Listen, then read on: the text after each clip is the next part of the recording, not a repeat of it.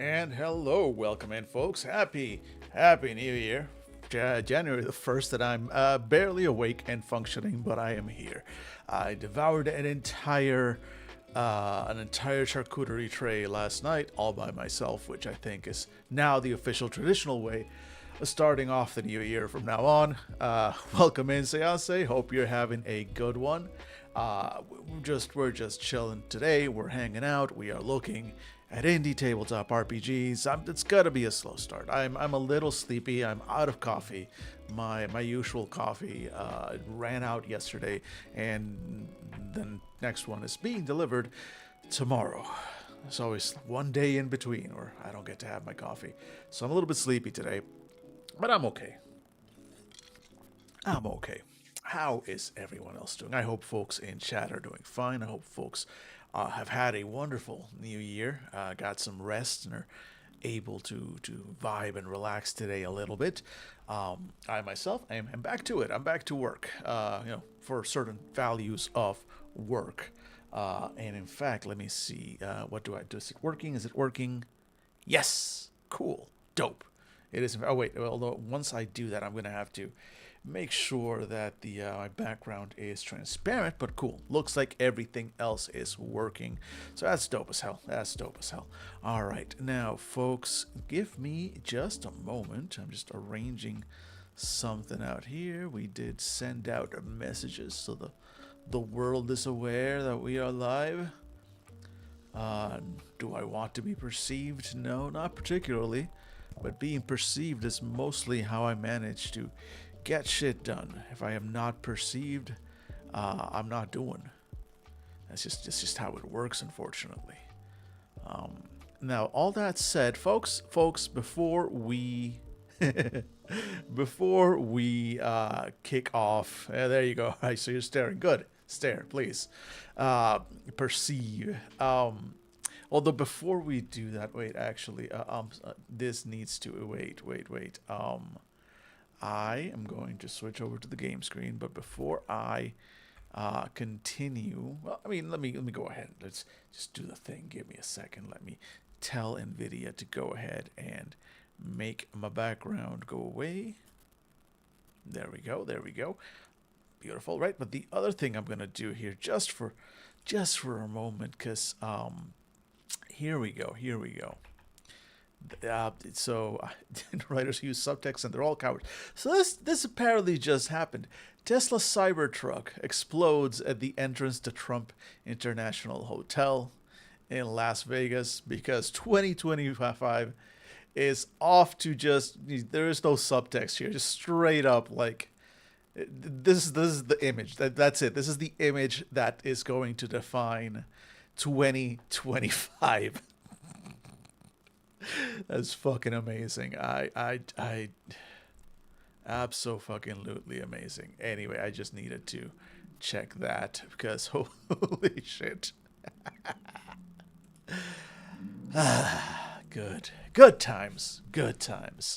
All right, well, folks, I know what, like, I mean, it's exactly what's happening. It is exactly what is happening in the real world right now with the whole President Musk and all the shit that's going down, the MAGA implosion that's happening on Twitter right now. As the racists are developing class consciousness, and it's pissing off the billionaires. It's a good time. It's a good time. I absolutely love it. And hey, folks, look. She's down here, but she says hello, under protest very much because she's being picked up, and I think we all know how she feels about that. Not thrilled at all, huh? But there she is, our sweet girl. Yes, hi, sweetheart. Hi. You're just kind of like trying to let yourself fall down. Yeah, you're trying to let yourself become dead weight, and maybe I'll let you go before you start biting. She's actually letting me hold her. She's kind of vibing. She is purring. Hey, but no, you want down. Okay, there you go. All right. No, she doesn't want down. She's on my lap. Cool. Wonderful. All right. Well, here we go. I'm gonna try and do this with the cat on my lap. Let's see how she behaves. Yeah, she goes. Like if you start biting, and she immediately bites me. I mean, it's just a little like, but you know how she gets. I did not sign a contract for this, right? She has not signed the release. I'm not allowed to post her face online. There we go. All right, so let me get back to the book. So we today, folks, stream internets. We are looking at Fabula Ultima, the tabletop JRPG. It's even in the title. It is a tabletop game that takes more than a little inspiration from the JRPGs and Final Fantasies and stuff of the world, and I want to run some of these games for people. And I figure if I'm going to run some of these games for people, I should probably read the book. I should probably read the book and figure out how this game runs. I've heard nothing but good things about it. And so I'm excited to dive in, take a look, and see what this game has to offer us. So let's see. This is your world. This is your story. Make your choice and fight for what you believe in. Fabula Ultima is a tabletop role-playing game inspired by Japanese-style console RPGs or JRPGs. In Fabula Ultima, you and your friends will tell epic stories of would-be heroes, fearsome villains, set in fantasy worlds brimming with magic, wondrous locations, and uniquely bizarre monsters. We will create our own setting together, 3 different styles as reference. Your group can freely shape the world as they wish, including powerful kingdoms, small villages, major historical events, and the people who inhabit this land. So that's dope. That's dope. I always, not always. I always like any kind of system that lets you sort of collaboratively create the world. As much as I like world building as a GM, I find I have a personal preference for involving the players in the world building. A lot of GMs like to build these super detailed worlds, and then they're bringing the players into the world. But the world is like explicitly belongs just to the GM, right? They're the ones creating everything. The players are just playing just the player characters. I actually like it when the players help create the world because it helps with investment. It's like, oh, I helped make that town, so I'm invested in what happens to that town more than just whatever is like what my character cares. I, as a player, care because that's the town I suggested when we were creating the world, right? And getting that player buy-in, it goes a long way towards getting a lot of player enjoyment as well. Let's see, a simple, intuitive rule set. All right, we'll be the judge of that. That evokes both gameplay and atmospheres from the most beloved JRPGs, all while encouraging players to proactively set goals and influence the story. No choice is without consequence. Interesting. Good, actually, because I've complained about that in other games where like, okay, choose one of these 3 things, and it's like, all right, cool, but what does that give me? Nothing. It doesn't matter. It's pure flavor. If that, it's just we just wanted to give you a table, but it doesn't actually do anything in the game at all. Let's see if this lives up to that promise. It's saying that choices, no choice without consequence. We'll be the judge of that. Sweetheart, what is it? Do you want lap time again? Sorry, the cat is being very needy today. Sweetheart, what is it? Are you just gonna lurk? He's gonna lurk. She might just be lurking. Okay, I'm gonna assume she's gonna lurk. All right, let's see. We've got a bestiary filled with monsters, demons, beasts, and more. From simple encounters to deadly bosses, our heroes will face many challenges. Yep, no, she's just vibing. She's just vibing right there. Can I get like some kind of cat cam on her? No, it's too dark. She's in the shadows. All right. Let's see. Simple encounters, deadly bosses. Okay, cool. 15 classes. I mean, that fits. That checks out with a lot of JRPGs where you have like, yeah, dozens of classes. So that checks out. In order to create your favorite heroes inspired by video games, this modular growth system lets you design deep and unique characters. Choose your group type and embark on great adventures. Group type. All right, yeah, I've heard about that for this game. It's not just individual character creation. You're basically creating your JRPG party. All right, we'll see how that goes. And everything the game master needs to set the scene and accompany the group through marvelous, larger-than-life adventures, advice, guidelines, and all the tools required to bring the hero's dark mirrors on stage. The villains. Good. We'll see. Hopefully gives some good guidance. Again, so many people that I know absolutely love this game, so I'm excited to see what it's going to bring. And then again, a game by Emmanuel Galieto. Okay, so author's forward. Okay, we'll skip some of this right now because I'm not about to just read everything that's written. Publisher's forward. Grew up with RPGs. Whole generation fell in love with Tifa. Okay, so lots of love for the genre, as one would hope and expect from the authors. Origins inspired. This I want to check out. All right, let's see. Fabula Ultima is partially based on the tabletop role-playing game Ryutama, written by Atsuhiro Okada and published in English by Kotodama Heavy Industry. So I've heard about Ryutama. I've seen it. It's got beautiful art, but it's in Japanese. And as much anime as I watch, I unfortunately cannot read much less speak Japanese. So it was always right out of my hand, right out of my reach. I don't actually wait. I should check that. Is there an English version of Ryutama, or is this effectively the English version of Ryutama? Let's see, Ryutama English. Let's see. Utama Natural Fantasy RPG. Yeah. So there is an English version of this, right? Utama's back in print. Okay, so Indie Press Revolution sells it. World of Ryutama, Ryutama the game. So oh wow, okay, wait. Actually, I'm gonna swap out real quick, because I think this is cute. Okay, so check out. So this is Ryutama. So it's got the artwork reminds me, the art style reminds me of oh, what's the game I'm thinking of? Old school. Ah, goddamn, it'll come to me. It'll come to me. I don't doubt. Um, but yeah. Okay. I see this. So this is. Wait. So is this like? Okay. So there's an explanation and everything. So there is an English. Okay. So here's what we're gonna do. Because I am curious about this. I want to see. Um, Yeah, we'll see if we can get a copy of this later. Because what I'd like to do is once we kind of go through and finish with Ragnarok. That's the one. Ragnarok Online. Yes. Ragnarok Online. Thanks, Jose. Yeah. Like the art style. I mean, it's not exactly a match, of course, but it gives me that Ragnarok vibe more than Fabula Ultima, which is I think is trying to go for more of a Final Fantasy VII vibe. I think.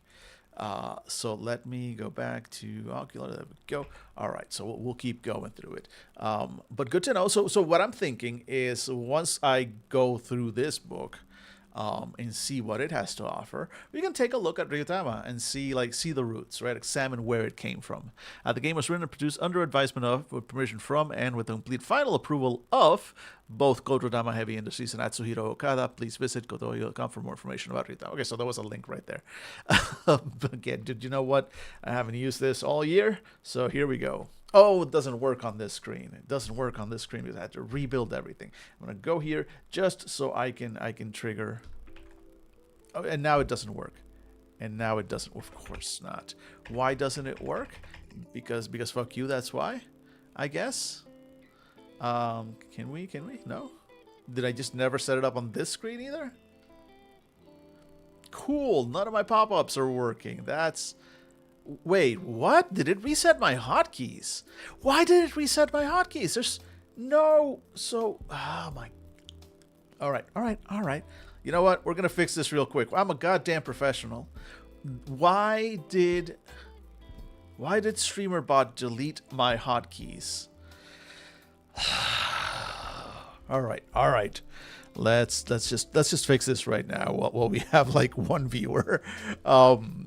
Get this fixed. I mean, I actually effectively had to start fresh. I don't know if you were here for one of the earlier streams from yesterday, but I basically had to rebuild my computer from scratch. I had managed to wipe out my entire hard drive while setting something else up. And so I had to reinstall Windows, reinstall it. And of course, I hadn't backed up my OBS profile, so I had to rebuild everything. Hey, Potato, welcome in. Happy New Year, friend. And yeah, the good old Windows Auto New Compare. I mean, yeah, that's basically what happened. I mean, it's more complicated than that. I know what happened. It's my own fault. I have no one to blame but my own stupid ass for not following my own best practices and accidentally wiped my Windows drive while trying to set up a video game thing. Anyway, it's done. Windows is back. I lost all of my OBS setup. Most of it anyway, like the actual settings. I had all the graphics and stuff, but I lost the settings. Sorry, I'm just trying to do two things at once. Okay, so it's Control-Alt-Shift-0 is for this. Let me just change that. Sorry, let me just create a hotkey. Boom. Okay, and okay, cool. And then for this, it should be... okay, let's just fix that. Sorry, folks, bear with me just for a moment. I just need to fix these things. This one is 8. Okay, go, go, go. Real quick, create a key. I know this is the most boring part of this, but I gotta, might as well get it done now. Might as well get it done now. Okay, and then finally, this one is okay, and so, doot. Here we go. Why did it delete my hotkeys? That's really weird. Really weird. If that happens again, I'm gonna be very upset. Okay. Okay. So the whole point of that was that I was looking. Let's see if it actually works in the other scene. Real quick. I don't think it's actually set up for this scene. Let's find out if it works. Yay!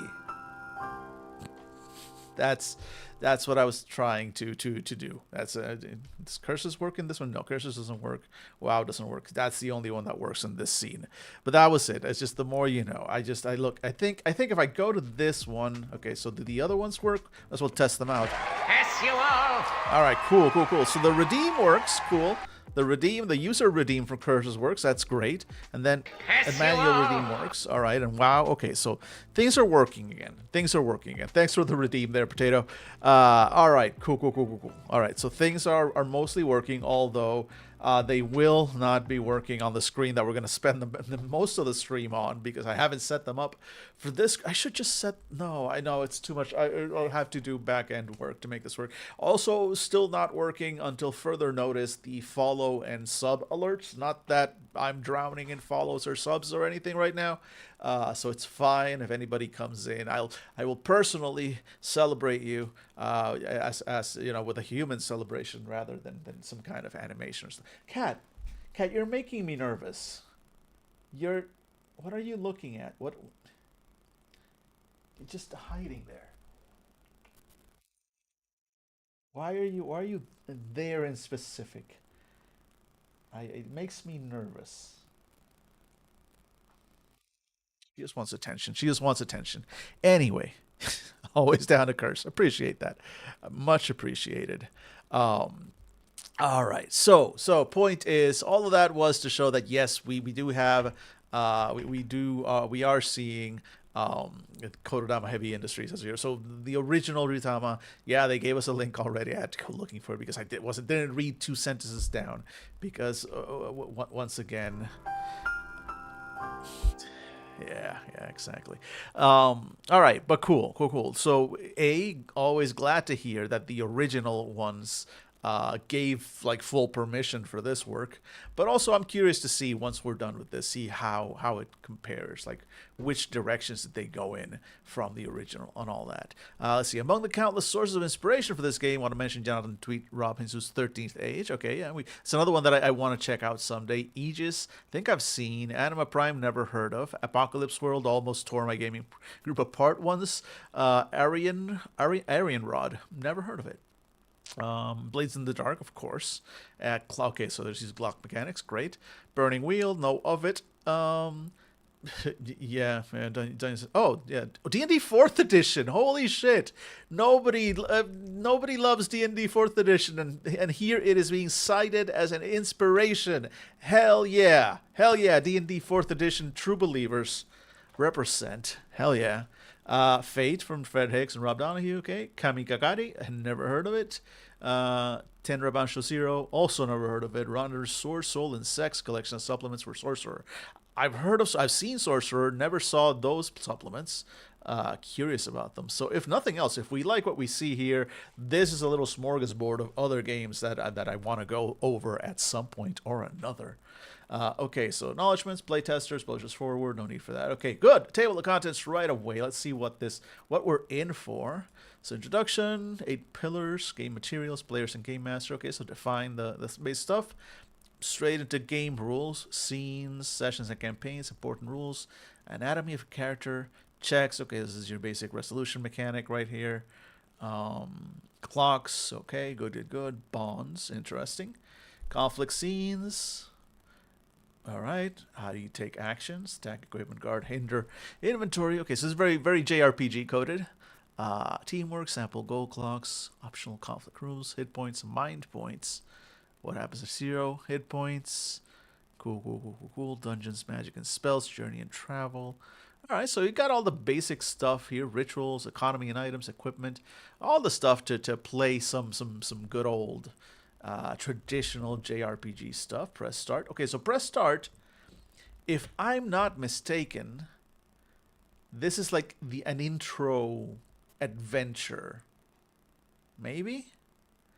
No, this is character creation. But there's a supplement, and I have it. So I don't have the physical books for this one because I haven't been able to get a hold of them. But what I lack in physical books, I make up for in having all the various supplements. And so there is a Fabula Ultima Press Start supplement. Let me actually see if I can kind of get that one to show here. One downside that about Ocular, I guess good or bad, it is a single pane app, so you don't have tabs. So I want to switch over. I don't think, yeah. And for whatever reason, let me. Can I? Okay, no. Here we go. Okay, so there we go. So that's the other one. So JRPG, press start. Okay, so this is a different thing. Okay, because there is the press start sort of chapter, but this is press start tutorial scenario for Fabula Ultima. Actually, I wonder, should we, you know what? Maybe we just want to go through this first.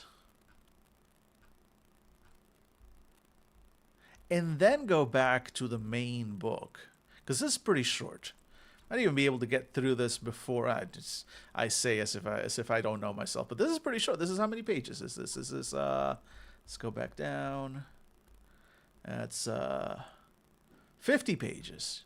Yeah, why not? Let's do this first. Let's do press start. Let's check out their little intro thing and see how that, because this is their intro. This is what they want you, like, you are a new player, which I really dig that they made a whole little supplement that's just like tutorial scenario, just like a video game, right? You go through your little tutorial, so they have a little tutorial for this tabletop RPG. So let's let them do their thing. Let's let them teach us this game through this tutorial mode, and then we will we'll go from there. We'll see. We'll go back to the main book and all this stuff, because I also have that, and I have the two source books, the High Fantasy Atlas and the I think it's Techno. What's it called? Sorry, just the Techno Fantasy Atlas. So basically, yeah, your high fantasy, sort of like your classic Dragon Quest, while your Techno Fantasy is going to be something closer to Final Fantasy VII and its ilk, right? So there's atlases with lots of stuff for that stuff, but so let's focus. Let's take it a step at a time. So, all right, start here. Introduction. Welcome to Press Start tutorial scenario for Fabula Ultima. Fabula Ultima, tabletop role-playing game designed to recreate the wondrous worlds, characters, and stories seen in console video games. Hi, cat. Bye, cat. What the hell, cat? Thank you for stepping on my keyboard, cat.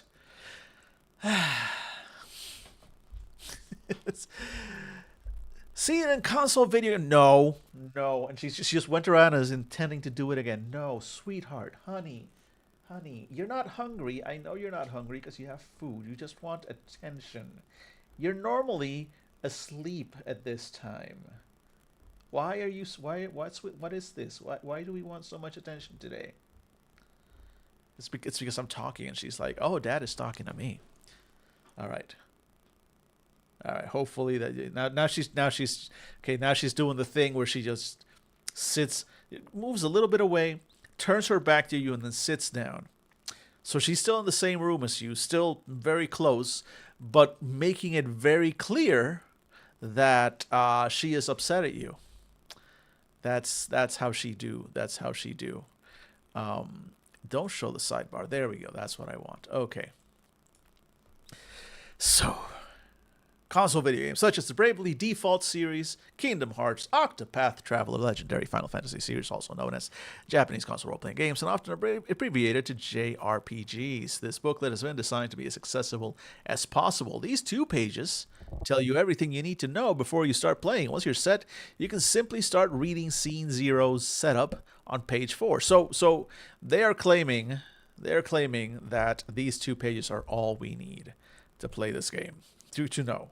Which, wild if true. What do I need? To play a scenario, you will need the following: a group of 4 to 5 people, including yourself. Yeah, checks out. 1 photocopy of each character sheet. These can be found on pages 6 through 13 or downloaded from fabulaultima.com. Something that allows you to take notes, right? And 1 or more sets of polyhedral dice. If you don't know where to find them, don't worry, blah, blah, blah. Dice. So we need D12s, D10s, D8s, and D6s, so no D20s. Interesting. These are all the other ones. Almost all the other ones. I'm not seeing D4s. What is a role-playing game? We know what a role-playing... If you're on this podcast, if you're on this channel right now, you know what a role-playing game is. I'm watching you. She's just off camera. She has come back and she's kind of stalking right now. Are you stalking me? Are you trying? What is this? What are we under attack? Am I under attack? Am I in danger? I think I am. How do I roleplay? Role-playing is pretty simple. Okay, yeah, we know how to do the roleplay. Okay, fair. I'm not. It's not me shitting on the game. On the contrary, I'm glad this is here, but I'm gonna skip it because I know what it is. So really, all we know so far is this is a role-playing game. These are the dice you will use. And why do I need rules? Much like video games and board games, blah, blah, blah. Okay, so it's a simple explanation of what this is for someone who's never sat down to play a tabletop RPG ever before. Cool. Let's see. Scene Zero setup. Now that you're all gathered, you need to do some quick preparations for the game. Choose your roles. 1 person among you will take on the role of Game Master. Everyone else a PC. Game Master. Read the text of this. That's us. Read the text of this booklet aloud and help everyone perform the various steps indicated by the scenario, which starts on page 14. Be mindful that some pages contain secret information only you should read. So, folks, spoiler warning. If you would ever like to be run through this intro adventure, you may want to look away at some point, especially once we see red stuff like icons like these or red color. Okay, so maybe not the icons. These are just for the character sheets. But like later on, we're going to see red info. Yeah, scene 2 contains the next page. Okay, like that. Yeah, so that and what else? And more stuff. Like, okay, that's not really. Okay, some of it is slight spoilery, but not really. It's more like explanations to the GM. Oh, okay. Here we go. So there's a spot. So at page 43, once we get to the secret information, Game Master only. So keep an eye out, because if you don't want to be spoiled entirely, that is apparently where we start. But before we get there, all right, let's see. So if you're a player, Game Master gets that, enrich the scenes, and basically do your Game Master thing. Cool. The players, if you're a player, roleplay as one of the 4 characters provided this scenario. Experiment your character's unique abilities. Cooperate with the rest of the group during difficult situations. Make the character yours by coming up with unique details about their past and identity, and steer the story in interesting directions through characters, works, and actions. Cool. In its full release, Fabula Ultima lets you create a custom player character that suits the type of story you want to see at your table. For the sake of simplicity, this tutorial provides 4 pre-made characters designed to help you learn the rules of the game and discover its potential. If you have less than 4 player characters, make sure 1 person plays as Blair Claremont. If you can find sheets for all 4 characters, blah, blah, blah. Okay. So we'll have 4 characters for the players. Blair Claremont.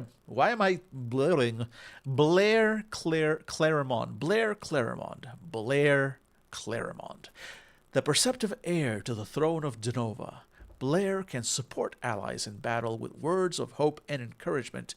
When necessary, they can unleash powerful light element magic against the enemy.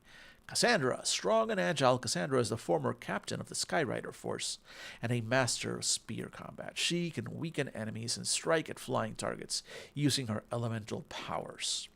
Edgar, A young inventor who survived a mysterious incident, Edgar is clever and resourceful. His custom-made pistol can target multiple foes at once and inflict negative status effects. And Lavine Fallbright, solemn and imposing. Lavine was the princess of the kingdom of Armorica, conquered by the Empire. She can channel her life force into a massive greatsword and is the most resilient member of the group.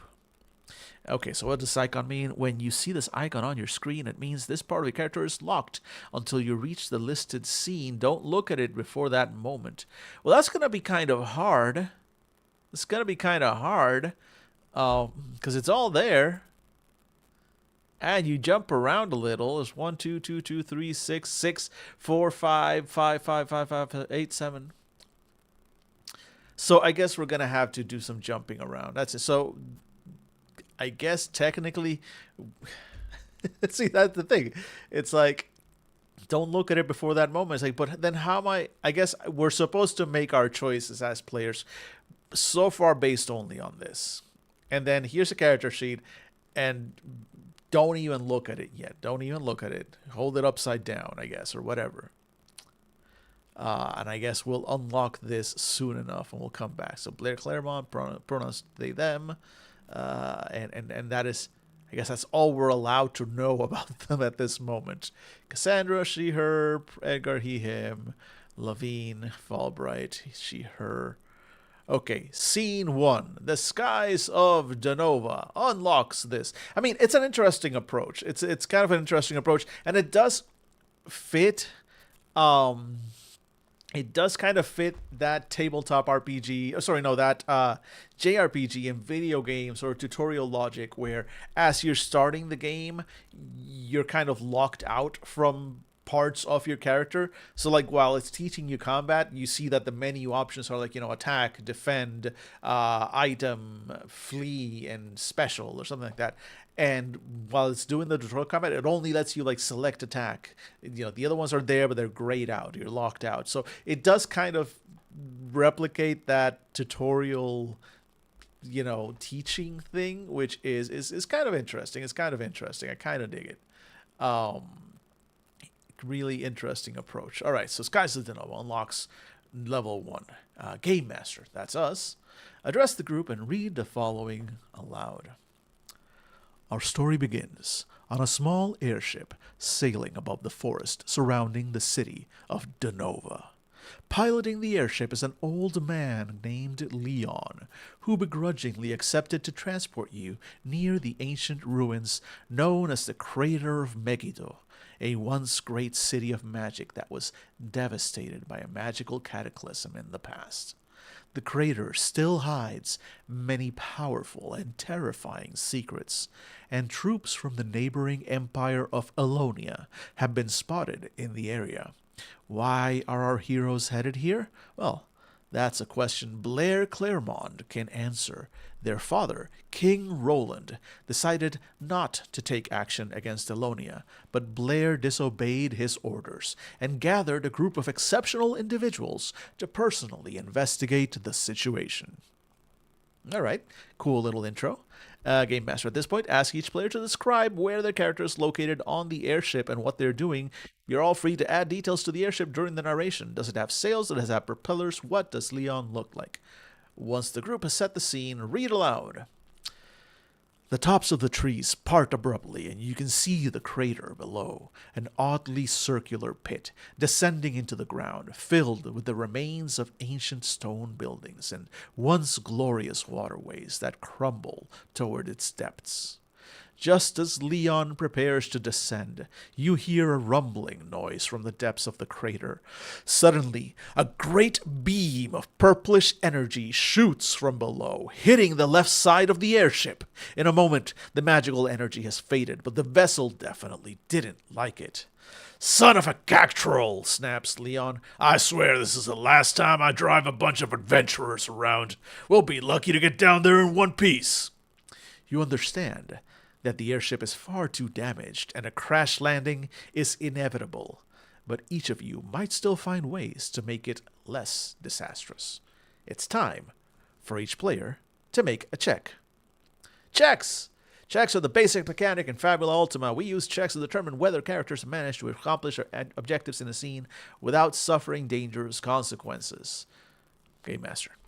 As the airship spirals towards the ground, ask each player to describe what their character does to mitigate the dangers of the crash. Do they attempt to contain the magically overloaded engine? Do they help Leon steer the wheel? Do they rush to protect someone? As the Game Master, you start from the player's descriptions and use them to decide which attributes their character's check will rely upon. Checks always rely on a character's attributes. So dexterity, abbreviated dex, speed and coordination, insight, abbreviated INS, intuition and observation, might, strength and toughness, willpower, charisma, and determination. The character's affinity with an attribute is determined by a die size. A D6 is pretty bad, a D8 is average, D10 is very good, and D12 is as good as anyone can get. It's always tempting to describe approaches that match your character's best attributes. However, don't be afraid to do the opposite if you feel it would make the story more interesting. So that's an interesting approach, right? Because for some players, when you're asked, all right, so what do? They'll look at their character sheet, and the first thing they'll go is not to their attributes. Technically, all we have access to, right, is this part right now. So these are Blair's attributes. Dexterity D6, so not very dexterous, fairly insightful, and average might, average willpower. Well, we've got Cassandra, very dexterous, average might and willpower, not terribly insightful. Edgar, I would have thought Edgar was higher insight, but no, he's just high dexterity, average insight, average willpower, low might. And Levine is high might, average willpower and dex, low insight. All right. But anyway, what I was trying to get to is that a lot of people will immediately go to skills. And they'll go, okay, well, let's see what I can do. Let's see what powers I have, what abilities I have, what equipment I have that lets me do things. And right now, the game is like, no. This is all you can do. This is the only thing you have access to. So, just tell me what you think your character would do based on this, based on their picture, which I like. I mean, again, it's kind of hard to really properly lock things away. It's just a piece of paper I can just glance over and see that I have these abilities and actions and whatnot. But fine. We're not allowed to look at that right now. Whatever we're doing as a character, we're doing just this. Let's go with it. But what I do like about that is that it is training the new players a little bit to, how can I put this? To not do that, to not immediately refer to like, okay, so what do? Immediately brings up the character sheet to see what my character can do. Don't like, it's not that. Like, tell me what you think the character that you are playing would do. How would they react to the situation? Do they just scream and flail? Do they go and hide? Do they check the engine room and see if they can repair the damage? Do they go outside and see if they can do something to counterattack the enemy, or try to figure out what the enemy did or who shot at them or whatever, right? That's what I want to know. And then based on that, then the GM will adjudicate this. So performing a check. Checks always involve 2 dice, and the dice you roll are based on the attributes your character is using for the action in question. For instance, if Cassandra performs a check using her dexterity and might attributes, written as dex plus might in the game, she should roll a d10 and a d8 and add them together. Sometimes it makes sense for a character to only use one attribute in a given situation. When this happens, you roll the corresponding dice twice. When Cassandra performs a might plus might check, she rolls 2d8 and adds them together, because those are Cassandra's stats. Might, d8. Okay, so that's interesting. So, yeah, from what I'm seeing on the character sheets... Yeah, okay, that's cool. That's cool. So basically, all checks, basically, are based on the attributes your character is using. Yeah, so all your checks are always attribute plus attribute or attribute doubled. You're not rolling dexterity plus adrenaline or something like that, like in World of Darkness games where you roll like skill plus, plus attribute. Here you're rolling attributes all the time, either double attributes if it's solo or a combo of attributes. Interesting. Game Master, now you know the basics. Have each character perform a check using the attributes that you feel would be appropriate for the approach you described. Difficulty level. The difficulty level, abbreviated as DL. Apologies. Sorry, I have not had caffeine. When we go to ad break in a little bit less than 20 minutes, I'll see if I can make myself some tea. There's like some chai tea there that I think is supposed to have some caffeine. Maybe I can get some of that done before the ads are over. But I'm thinking I need some caffeine. It's either that or I'm going to have to take a longer break and go buy some Red Bull. So we'll see. All right. So difficulty levels. Easy checks are difficulty level 7. Average is 10. Hard is 13. The game master establishes the difficulty level of a check. During the scene, we suggest difficulty level of 10 for all checks. Just make them all average. Determining the outcome. So pretty straightforward. You roll 2 dice and you're trying to hit your DL or equal. Okay, hit or exceed your DL. Success, otherwise, is failure. Failure may mean a character doesn't get what they want or that a sudden complication arises. The game master must always communicate the general consequences of success or failure before the dice are rolled. Okay, that's good to know. Because there are games that... How can I put this? This game seems to take, just from what I'm seeing here, right? Early on, just from what I'm seeing here, it's taking the... a collaborative approach to running the game and to game mastering. Like from the beginning, like you're creating the world, it's encouraging the players, because the full game, right, we will create the world as we go. But even here in this, where it's a preset intro scenario, it's still from the beginning giving the players chances to make the world their own, right? So even from the beginning, oh, what did I do here? There we go. Sorry, give me a second. Even here at the beginning, right? It's asking the players to tell you to add details to the airship. It's not giving you, the GM, a map of the airship and telling you this is what it looks like, and these are the things that are on the airship, and these are the places in the airship that your players can go. No. It's an airship. All right.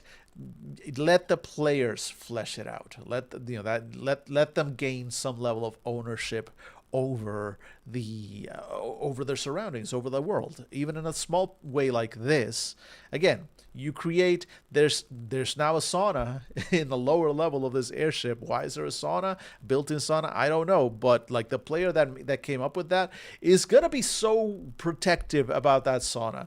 And if you hit that sauna with one of these great beams of purplish energy, that player's gonna go, no, sauna. And, does it matter in the end? Maybe, maybe not. Who knows? Maybe 5 sessions later, they'll get revenge for that sauna that was destroyed. But in the moment, the player cares. The player gives a shit, which is what you want, especially, again, when you're first starting a game. It can be hard to get that player buy-in. So I dig what they're doing here. All right, so a check can also be a fumble or a critical success. A fumble happens when both dice rolled in the check show a 1. This is always an automatic failure.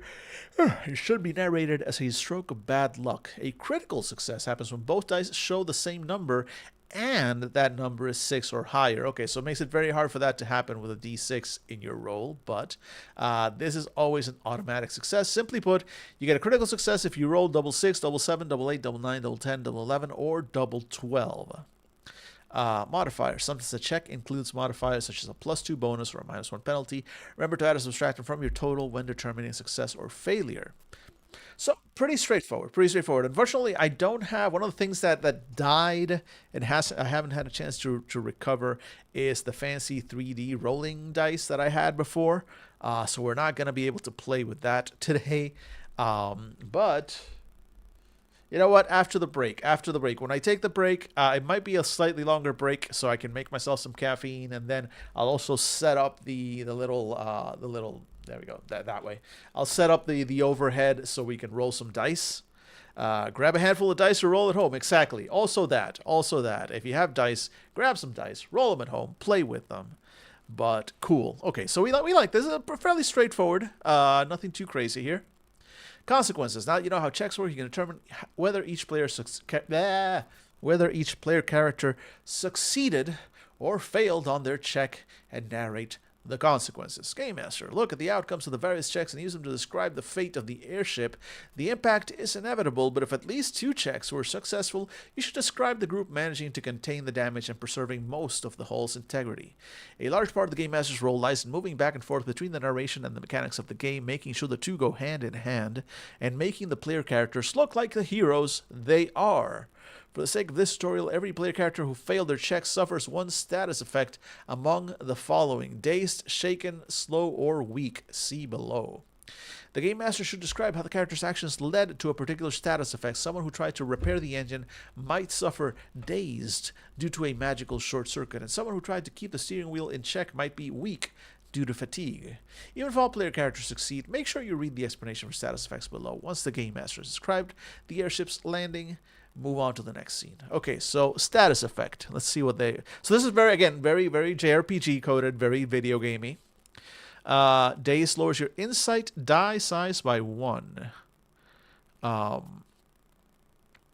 You can never go below... Okay, I was wondering, you can never go below D6. So if your insight is already a D6, like it is for what is it, Cassandra, was it?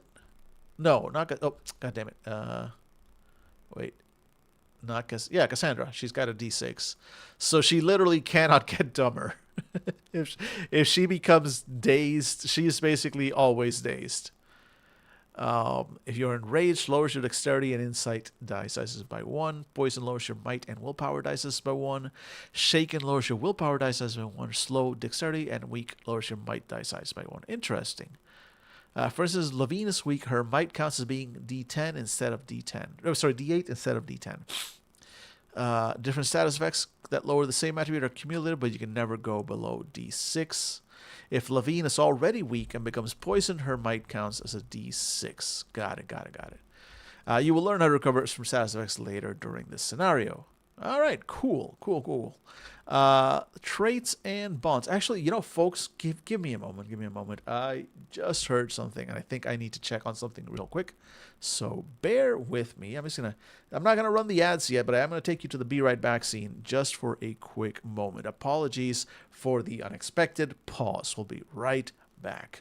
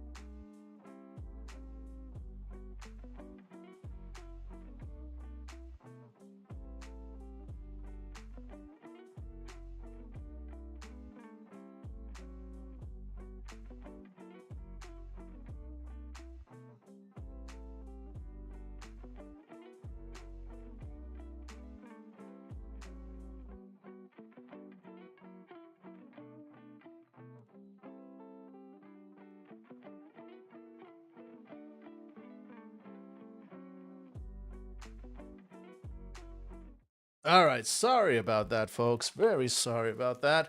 Had to deal with something real quick, but now we are fully back and looking at traits and bonds, which unlocks part 2 of our character sheet. Let's just scroll back up and check one of these, see what we just unlocked. So we just unlocked traits.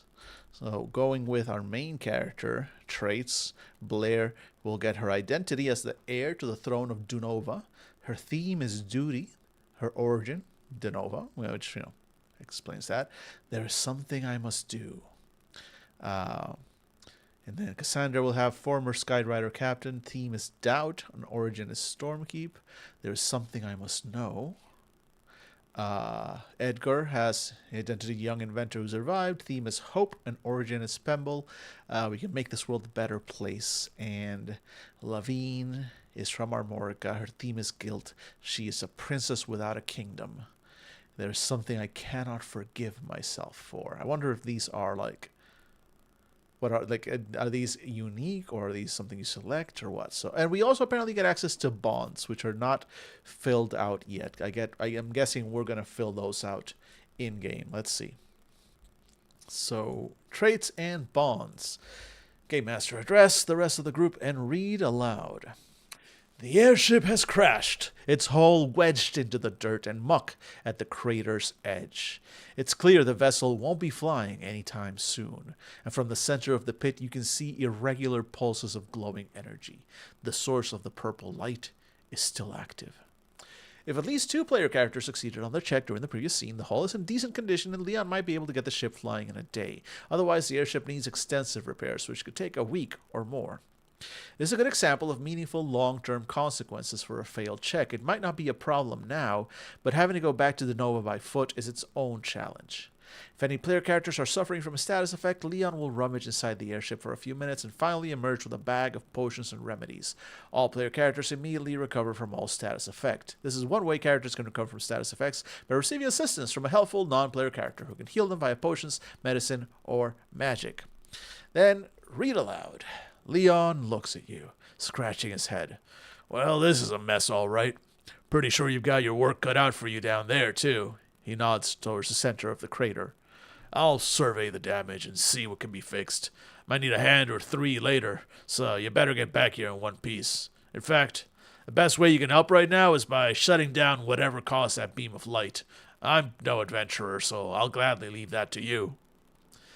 This sudden crash landing wasn't what the heroes had in mind when they left Denova, but things tend to go in unexpected ways when you're the protagonists of a story. Speaking of which, it's time to know the player characters a bit better.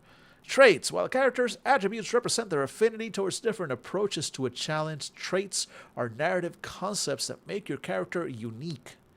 Identity represents what your character currently sees themselves as. Your theme represents the dominant narrative force that drives your character's story, and your origin is where your character came from.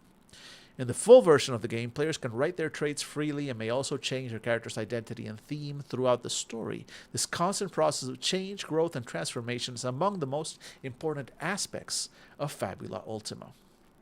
Below and on the next page, you can find a brief explanation of each player character's traits, followed by a set of questions for the player who is controlling that character. If you're a player, these questions represent an opportunity to make these characters yours and express who they are beyond the numbers and skills on the character sheet. This is also where you get to shape a major part of the story and the world it takes place in. If you're the game master, these questions let you know more about the characters and the world they live in. Make sure to take note of the player's answers, use them to enrich your descriptions, and develop a story around the characters at your table. All right, cool. So this is some intro guidance on how to do this. So let's see, Blair Claremont. They are the heir to the throne of Denova, and you believe it is your duty to protect your people and stop the Ionian Empire from seizing control of the crater of Megiddo. Your father, the king, thinks otherwise and ordered you to not abandon the royal palace. Okay, so questions for Blair. How did the crater come to be? What disaster turned a proper city like Megiddo, home to the greatest magic in the world, into a sunken mass of ruined buildings? What terrible secret do you fear the Elonians might uncover here? And is your position as an heir an honor or a burden? When your father forbade you from taking action against Elonia, was he trying to protect you? For Cassandra, former captain of the Skyriders, the elite soldiers of Stormkeep, came here after hearing rumors of a woman with a white spear among the Elonians, the same spear your mentor, Desdemona, used to wield. The idea she might have sided with Elonia fills you with doubt. Desdemona left Stormkeep after the violent death of her brother Tristan. What was your relationship with the two of them? How did Tristan die? And why have you abandoned your position as captain? For Edgar is a young inventor from the village of Pemble, where you survived a terrible accident. You rebuilt your right arm using Magitech science, the same that allows Elonia to create robotic soldiers. Even so, you hope to learn more about Magitech and use it to make the world a better place. What happened what the fuck was that? Oh, hi, cat. Jesus, where did you leap from? Sorry, my cat just leapt down the floor like it felt like she came down from the ceiling, like the floor shook. You're not that heavy.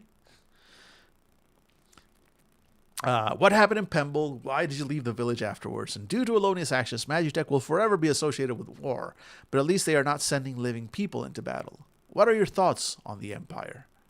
And then Levine Fallbright. You're a princess without a kingdom. Your home, Armorica, was conquered by Elonia. Powerless, you witnessed the Empire taking everything you held dear, including your loved ones. Your heart is heavy with guilt, and you will do anything in your power to save Denova from a similar fate. Why did Elonia attack Armorica? What powerful weapon or magical artifact did they take from your kingdom? Armorica's dark metal is known as one of the best protections in the world, and your armor was a precious gift. Who gifted it to you, and what was your relationship with them? All right, so some guidance. So what I'm curious here about is, right, this is an intro. We got some pre-made characters. I'm curious to see in the full game what kind of guidance we are given for setting up questions like this, considering that we're creating the world and everything kind of from scratch as we go, right? So I wonder what guidance the game will give us on doing this for character creation. I'm very interested in seeing that. Unfortunately, we'll have to find out more about that, especially the bonds, emotions, and everything else after the break, because now I do have to take the ad break. Now YouTube, Twitch is about to force ads on us one way or another, so we may as well take control of what we can, run the ads manually, fuck the man. We'll be back in 3 minutes.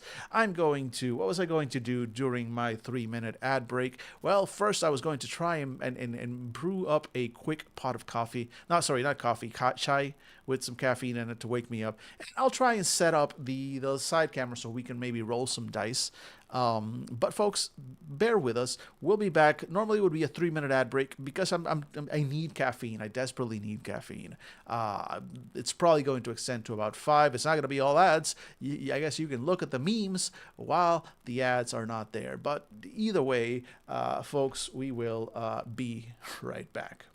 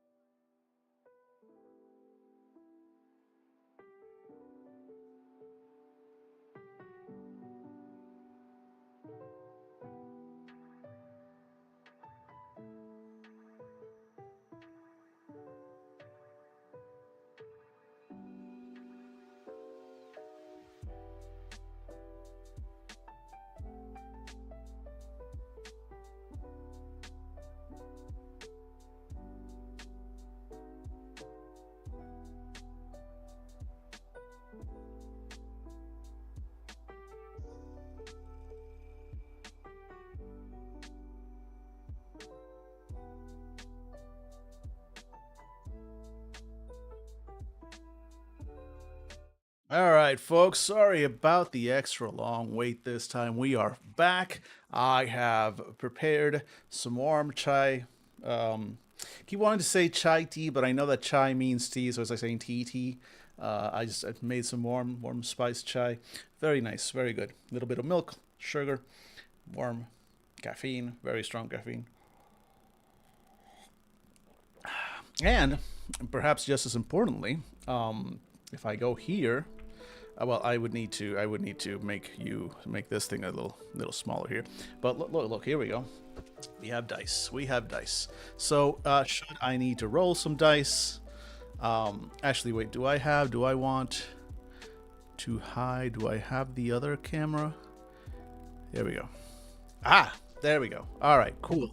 So should I need to roll some dice on camera? For example, if we were rolling a d12 and a d6 for somebody, and they would roll a that's a 9. That's probably not actually. Yeah, that's a 9. So that's not a great roll. That's not a great roll, right? We're difficulty 10. So if we roll that again, oh boy, oh boy. So difficulty. So it's okay. That's a good roll. That's 13. So we made it. But if you were rolling, so if difficulty 10, if you were rolling like your worst stat, 2d6s, you can do it, but you need to roll at least 2 5s. That would be no, that wouldn't be a critical though, because good criticals only happen with 6 or higher. So if you roll a d8 and a d12, how's that look like? That's a 10. Okay, so that's a success. That's a failure with an 8. That's just barely a success with an 11.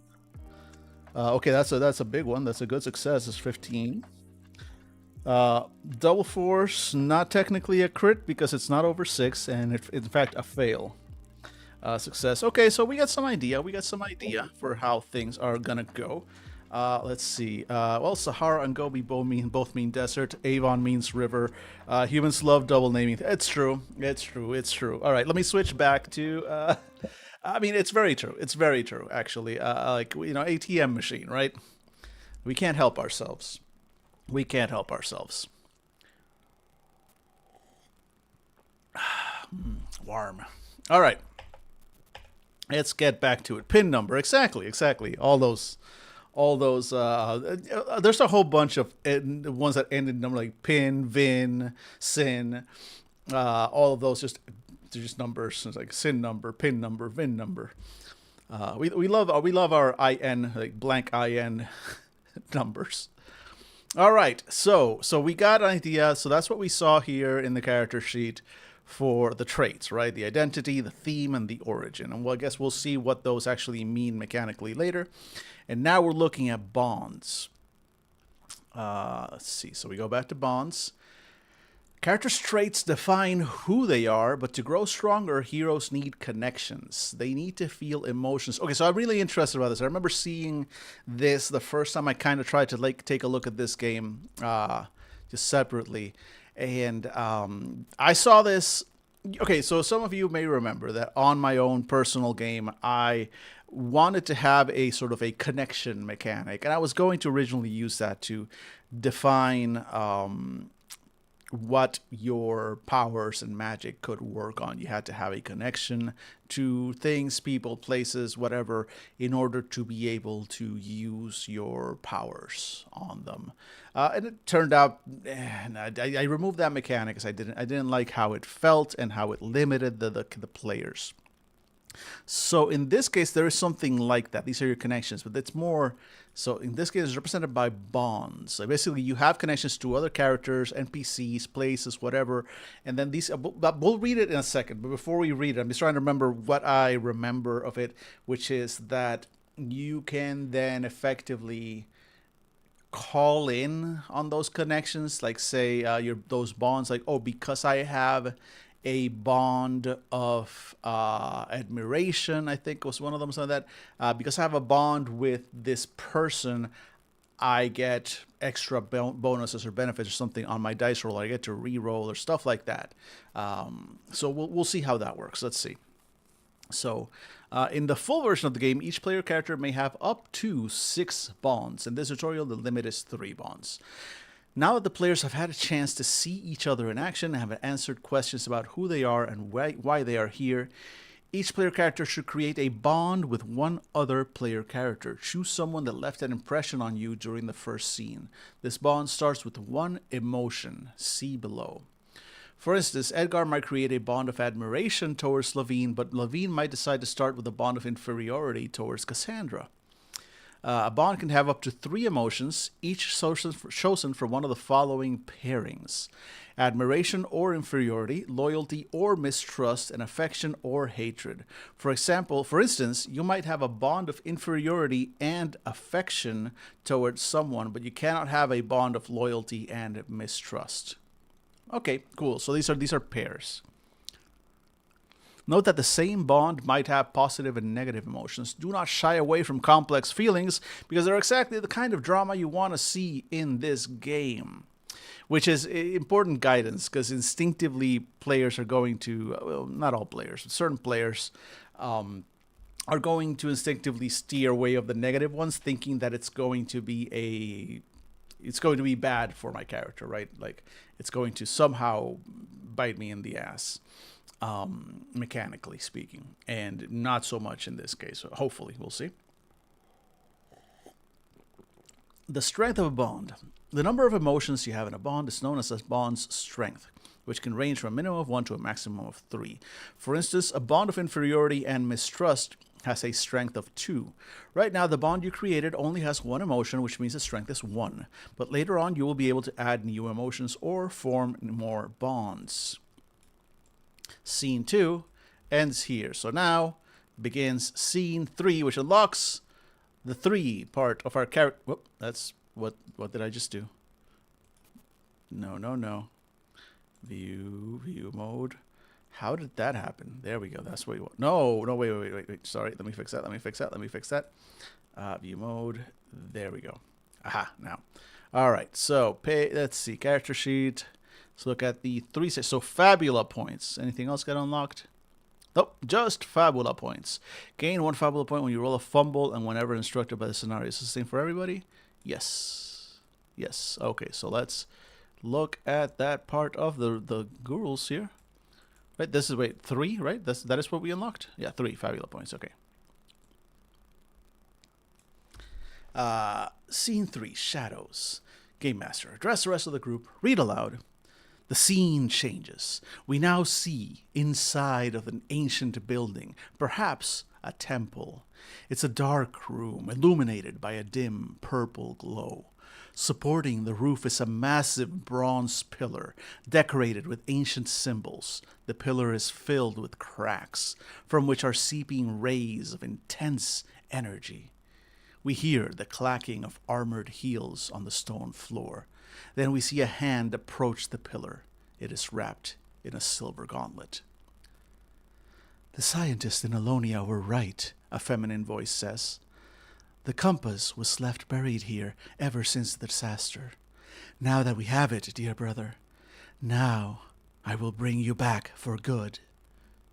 2 shadows stand against the purple light. One is massive, like a giant clad in armor. The other is shorter and thinner, wielding a long spear. It seems our heroes don't have much time left. In Fabula Ultima, this is known as a Game Master scene. It's a scene like any other, but it doesn't involve the player characters and often takes place simultaneously with the hero's actions. The Game Master uses these scenes to set the mood and build suspense. They are great when you need foreshadowing or want to show an antagonist in action. Now that the main antagonists of the scenario have been involved, it's time to talk about villains and Fabula points. Okay, so quick pause. I love this. Because, again, we're trying to emulate that tabletop, the JRPG experience in tabletop.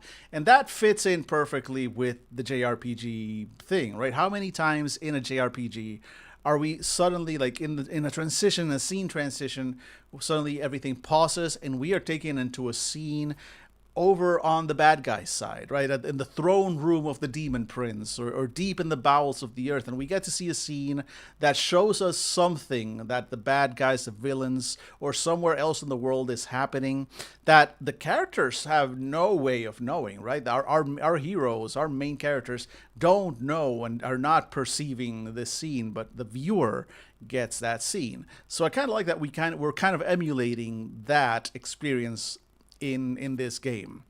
Uh, with the dialogue and description, I can 100% see that in a PlayStation JRPG. Yeah, no, definitely. PlayStation 1 from the 90s. By the way, Potato, were you here when I described the classic gaming, retro gaming thing that I set up in my living room yesterday? Was it yesterday or the other day? The reason I ended up wiping my computer, but frankly, worth it. Let me know. Okay, okay. I'm gonna pause here. We're gonna pause what we're doing here. Anybody watching this just for the tabletop RPG stuff, I gotta be me. Welcome to 2025. I go on tangents. I need to show you this because this is what I installed. Let me just do something real quick. Let me kind of resize my browser window so it's kind of the same size as this, so it looks about right. And then we are going to just go ahead and switch out here from this to my browser. All right, so real time, I'll write the browser. We were looking at this earlier. So just open up a new tab and go. Let me see. Do I still have it in the? Yes. All right, so I still have the tab. Okay, okay. No, I know. Okay. Anyway, this thing, my friend potato, friend or psychotic potato. I happen to have a Raspberry Pi 5 with a cooler and everything, a little box that I had set up as a little video streaming console a while ago, and I wasn't really using. Finally, set it up, and then for Christmas, I ran into this. It is a 1 terabyte loaded image for a Raspberry Pi 5. Nearly 19,000 games across 80 systems, including PlayStation 1, including just so many things. Um, and it just works. I mean, it takes a while. Getting the 1 terabyte image takes fucking forever, and then burning it takes like 5 hours. But then you plug that sucker into your Pi, and oh ho ho ho ho. Not every. I don't think. Let me see. I don't think you're gonna get. Yeah, you're not gonna get audio from this. It's currently A, it's muted, and B, I don't think. Actually, wait, no. Is it capturing? There's an app capture, so it's not gonna capture the audio. So you're not gonna get the audio. It's fine. Probably for the best. It's copyrighted game audio. Some of it. Um, but not every it's not every friggin' God bless the pirates.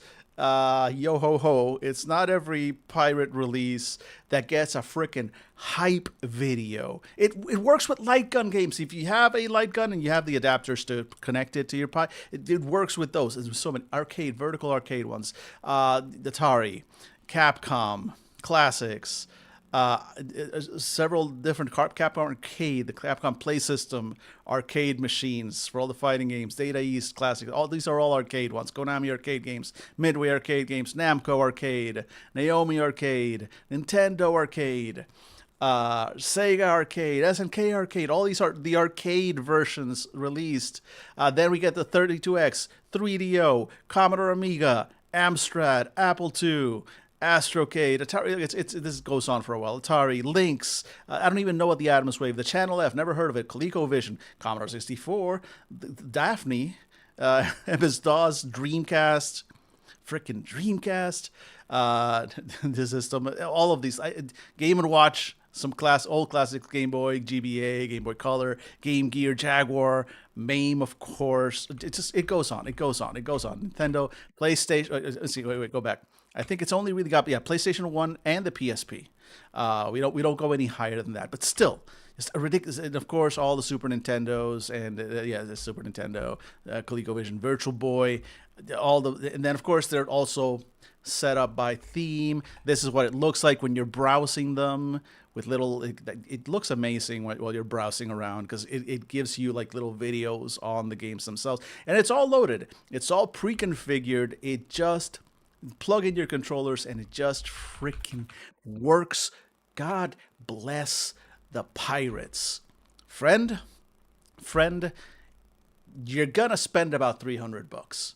Raspberry Pi 5 with a case and a cooler. You're going to want a good active cooler for that, because especially for the GameCube games, you're going to want to overclock that a little bit, which is fine. Just make sure you have cooling installed. Don't let it be just passive.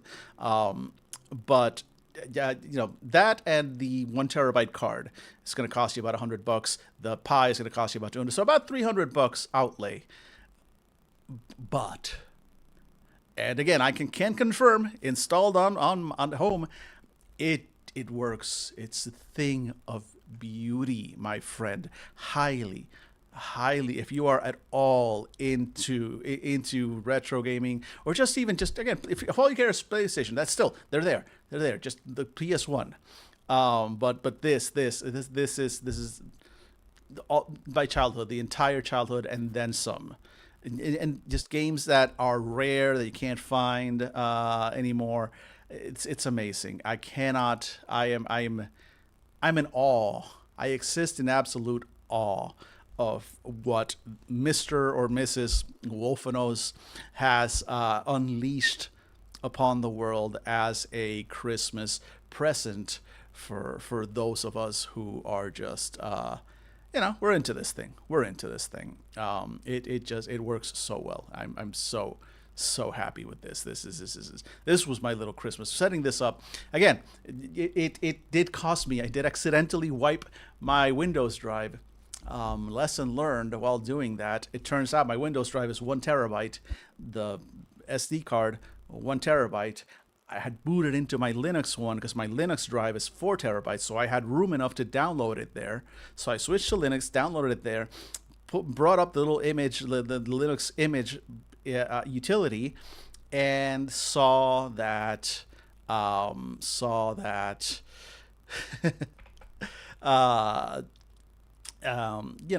showed me a 1 terabyte disk, and I didn't look too closely at the name of the disk, and so I just told it to start formatting that. And then it gave me an error partway through, and I was like, oh, that's weird. And then I was like, no, go. And then second time, I chose the correct disk. But by then, it was too late for my Windows disk, which had already been partially overwritten. So that part was not fun, but I guess it kind of needed to be done anyway. A harsh lesson indeed. But you know what? That's the price you pay for just pure pirate joy. Again, this has made me the happiest boy in all of my apartment, and I highly recommend you give it a shot. Check it out if you are all interested in the retro gaming stuff, because hell yeah, so good. I'm like this close. It's like, you know what? Stream cancel. I'm gonna go play some Street Fighter. Anyway, back to it, folks. Thank you as always for hanging out, and thank you so much for making some time in the new year to come hang out, check out some tabletop RPGs with me, and just vibe. Much appreciated. As I mentioned on stream yesterday, part of the reason we're going over Fabula Ultima is because I want to be able to run this game. I want to run this game because I want to offer games for this on Start Playing Games. Part of the reason we chose 3 games yesterday. We're doing Fabula Ultima, we're doing Monster of the Week, and we're doing Chronicles of Darkness. Chronicles of Darkness I know like the back of my head, so we probably won't go over it yet. We might. And Monster of the Week I know fairly well, but definitely need to refresh. It's been a while since I've looked at the books. This one, I've never seen the books. First time exposure, right? But I'd heard enough about it that I was like, I want to give this a shot. And so I went like, all right, let's focus first on the one that I know nothing about. Let's go over the books. So that's part of what we're doing. We're learning about this game because I want to be able to offer games to run of this for people. Or now you want some chai tea. I mean, highly recommend it. It's very good. It's very good. And just in general, I don't even know what brand this is. It was just in my kitchen. I suspect it was left over from my ex-housemate, who, if they are watching, thank you. It's still good. It's still good. But it's good. It's good. Also, I don't know if this shows. Let's see. Camera. Will it focus? Well, no. Well. Unfortunately, if I try and get it to focus, NVIDIA decides it is a background. But that is from the Maryland Renaissance Festival. when was this? This was I don't remember which year this was, but you know, it's one of those like little numbered mugs that they only make for that festival. Um, Living 4 blocks away from a coffee shop is dangerous, and they have good damn shade. You know, I have a bunch of coffee shops in the area. Um, I am. I mean, so I can't claim to be a good chai maker. This is just a little bag. Again, I even have to check the brand. It's good as it is. I'm not a chai expert, but I'm a slight coffee. I wouldn't say a snob, but I know what I like. What I like is basically candy. What I, you know, and so my choices are if I want the kind of coffee that I like, which is just basically liquid candy, I either have to go to I either have to go to a Starbucks, which I won't because a they're on strike and I'm not about to, I'm not about to cross a picket line, and also because just in general, fuck Starbucks, and we are boycotting them, right? BDS. So getting a frappuccino not an option. It's not coffee. It's not coffee. Hey, Critwitch, welcome in. Happy New Year. I was about to say happy birthday for some reason. Happy New Year. Welcome in, friend. It's good to see you. Not coffee. Not coffee. Chai. Chai tea, which is tea. Anyway, Workers United. Exactly. Support your local workers.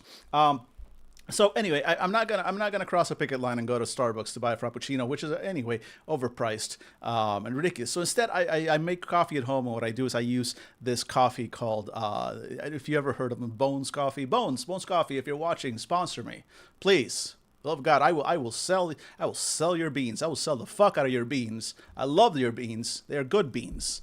They make flavored coffees. And if I used to be like, ugh, flavored coffees. And to be fair, here I am immediately after begging Bones Coffee to sponsor me. I'm going to talk shit about them. I don't like all their flavors, right? There are a couple flavors that I did not impress me, but there's one called S'more Time, which is sort of s'mores flavored coffee, and that is my jam. That is absolutely my jam. I buy the beans, I grind them, I make them. It's coffee, but it's got that s'more chocolate, kind of thing going on with it, and it makes me very happy. I know other people don't care for it. If other people just like the actual taste of coffee, I don't mind I love the actual taste of coffee, but I'm old enough to understand and accept that what I love is what I love, and what I love is coffee that is basically candy. And unfortunately, I'm out of it. Hopefully, I get more of it tomorrow, but today being what it is, no. So I desperately needed caffeine, and then well, this chai tea. I keep I don't. I need to stop from this chai tea. This chai is supposed to have a lot of caffeine, so I'm sipping on it. And I'll probably make some more over the break.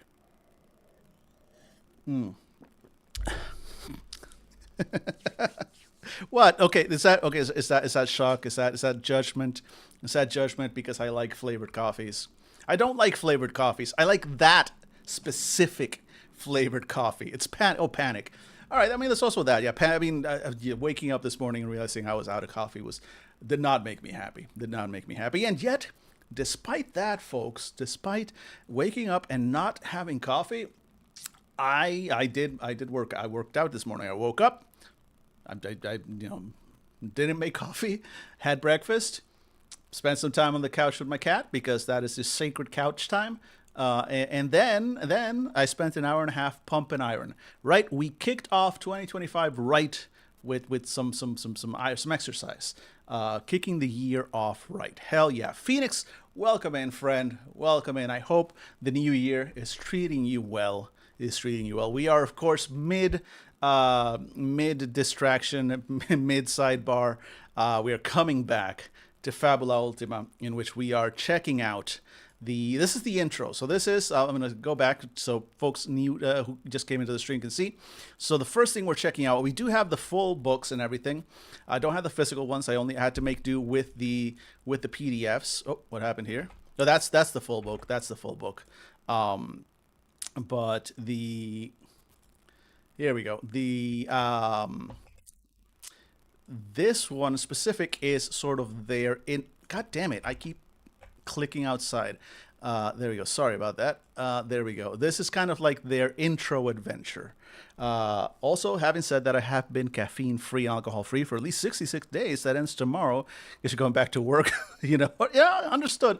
Understood. Work is in general enough to drive you to drive you to need to drink caffeine to survive, and I guess booze to survive after. Honestly, that was my life a long time ago. I have not drank alcohol in at least 5 years, in part for medical reasons. It's just like it turns out my body does not is just makes is unhappy when alcohol is involved. It transforms booze directly into pain, apparently, as I discovered the hard way. So my doctor was like, yeah, that sucks for you, but there's a real simple cure for your problem. Don't drink alcohol. And thankfully, I was never a big booze person. I never really drank heavily. I would really only drink when I was like hanging out with friends and whatever. And it wasn't my favorite way to get happy. I'm a weed guy. I'm a cannabis guy. I know cannabis isn't for everybody, but it sure as hell is for me. So it wasn't, to be fair, it wasn't that hard for me to just say, I don't care. I never cared that much about booze, so it wasn't a huge sacrifice. It does make me sad occasionally because I did enjoy like a good whiskey, like something like that where you sip it and you enjoy. And so certain like a good like a sipping rum. I liked like dark liquors that are just like slow sipping, that kind of thing. The kind of thing that you would normally accompany with a cigar. Look, I know it's stereotypical, but I do enjoy the experience, or I did, right? Now, of course, I neither smoke cigars nor drink drinks because I'm not getting any younger. But point is, hey, enjoy your return to the world of the caffeinated, I suppose. If you must return to the world of the employed, then at least enjoy the buzz happy of the caffeine, if nothing else. Exactly, Phoenix. Turns out poison, still poison. Exactly. I mean, look, alcohol is basically poison. But I hate, the only reason I don't like harp on that is because it's not a moral thing, right? I'm not passing judgment on drinking. I don't care. I sincerely don't care. Just, maybe don't get sloppy drunk at work or stuff like that, right? But otherwise, I have no issues with alcohol. I'm just not going to partake myself. If I had issues with alcohol, I'd have a very hard time being friends with my friends. Let me just be very clear with that. But yeah, it is what it is. Anyway, let's catch up with chat real quick. All right, now everybody's saying hi to each other, which I fully enjoy. And we're back to the game. We're looking at this little intro adventure that is teaching us about this system because, again, I want to be able to run it. I don't drink much, so that's for you. Everyone makes it. Yeah, exactly. And so long as, because there are people who are like, oh, I don't drink. Come on, just have one, blah, blah, blah. No, fuck you. At the moment somebody starts getting pushy about the drinks, I'm like, no, just immediate shutdown. That's not what I'm here for. Because you don't know why I don't drink. Like, the reason I don't drink is a medical reason. And also just because I really have no desire to drink. It was never my favorite thing to do anyway. Like I said, I'm more of a weed guy. So I'm not passing judgment on, oh, you shouldn't be intoxicated. I'm high all the time, if at all possible. That is how I survive this reality. So it's not that, it's just like, it's not for me. What I do care about and what does piss me off is when people try and force others and try and shame others for not drinking and saying, oh, you don't drink, what are you, some kind of prude, some kind of blah, blah, blah. Like, no, fuck you and fuck off. No. If you want to enjoy your drinks, enjoy your drinks. I'm not going to stop you. Don't fucking shove your shit onto me. Just like I'm going to enjoy, my weed. I like it. I'm not going to force anybody. I'm not going to like, come on, dudes, you really should. It's like, No. If you ask me for a toke, of course, buff buff pass always. But I will also not judge you if I'm like, hey, I'm gonna go get high and you don't join me. Of course, I won't judge you for that. What kind of an asshole would, right? That's kind of what it boils down to it. Exactly. I won't drink at all if somebody wants to push. Exactly. The moment somebody like, and that's really it. Like, don't be a dick. Don't be a dick about it, and we're all gonna be fine, right? So anyway, let's get back to it. So we've seen the beginnings of this. We've seen the system. So it's doing something kind of cute, which is, since it's a tutorial adventure, it's basically locking us from certain aspects of the character sheet. So technically, we're not supposed to even look at anything other than like the ones, the twos, and the threes. We haven't gotten to 4, 5, 6, any of this stuff. Technically, even if you, as we're playing, they're like, don't look at it. You are in tutorial mode. All this stuff is locked away. So we just unlocked what the hell Fabula points are. We just saw in scene 3. So we saw how the checks are, which is cool. I like how checks are, which is basically you're just rolling your stats. So you're rolling like 2 stats at all times. You might roll dexterity plus insight, or might plus willpower, or might plus insight, or dexterity plus might, whatever. You're rolling 2 dice. Or if it's something that's just might only, like if you're only just lifting with strength and you just roll might twice or whatever. But that is your basic rolls. Whatever action you are taking is going to be, you're always going to roll 2 attributes and add them together. So, and your attributes are defined by the die size. Die size will go from D6 to D12. All the characters here have D6s, D8s, and D10s. So, for example, if Levine wanted to roll might plus dexterity because of whatever she's doing, then she would roll a D10 plus a D8, add them together. That's the final result. And you're basically just trying to match a difficulty. An easy check is 7, an average is 10, and a hard is 13. The adventure tells us to basically just do 10 as a default for everything. We did some quick test rolls when we went to the overhead here, and we did some quick test rolls on how that works, and we saw that if you've got D6s, you're kind of fucked. If you've got a D8 and a D10, now you're looking a little better, but even then that's actually that's a 5. Let's try that again. Okay, so yeah, that's a success. So 9 plus 2 is 11. We also saw that crits. So if you had double 12s, nobody has 12s in this one. So the most you would be able to get is like a 10. Most you'd be able to do is like a double 10. So for example, Levine over there has might 10, and she's rolling full might. She says double 10s. Okay, perfect example. That was dope. Okay, so we just got a crit. So crits in this system are basically anytime you get double numbers, but they have to be 6 or higher. So double 4s, double 2s, double 3s, double 1s.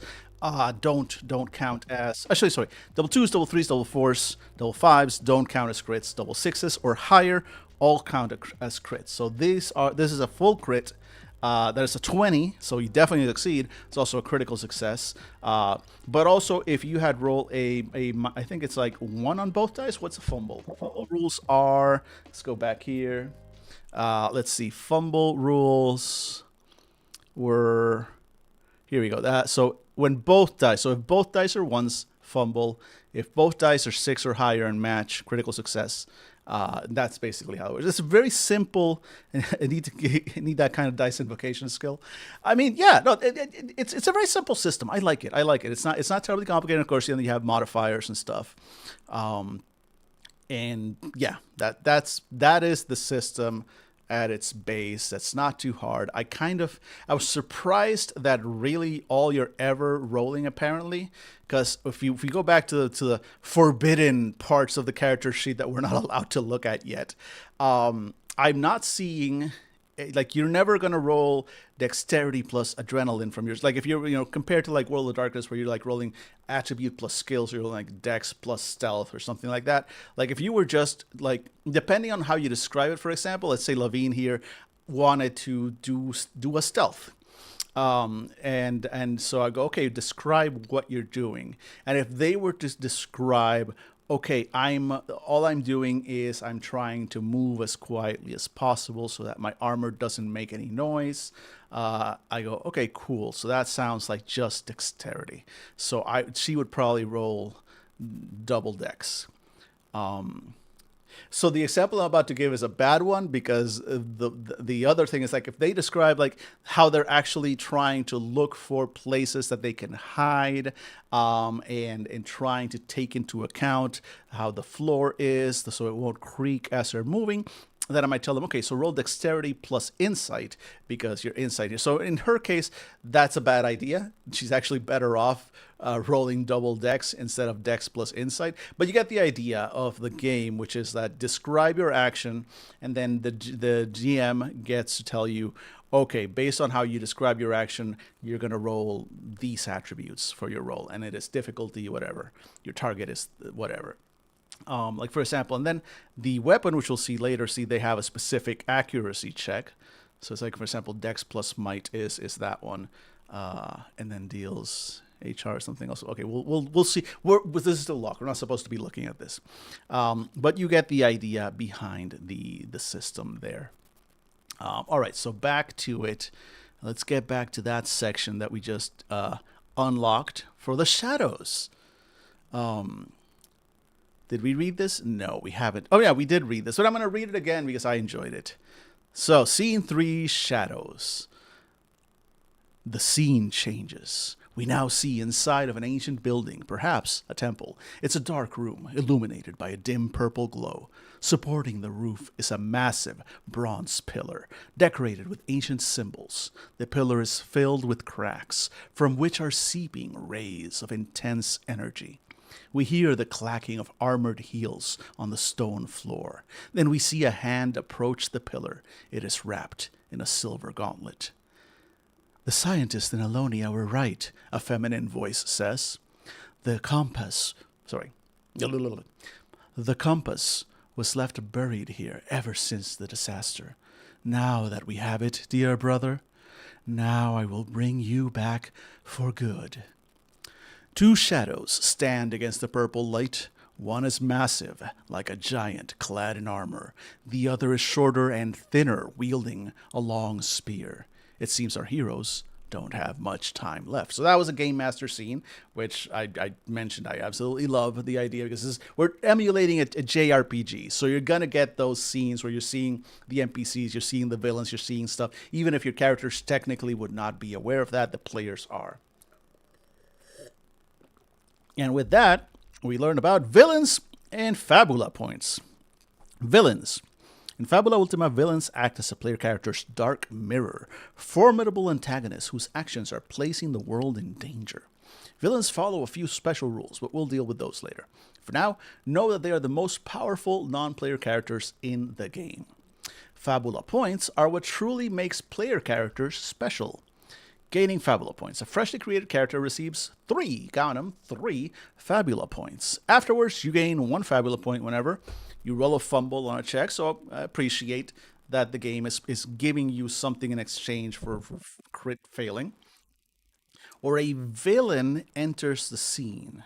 Interesting.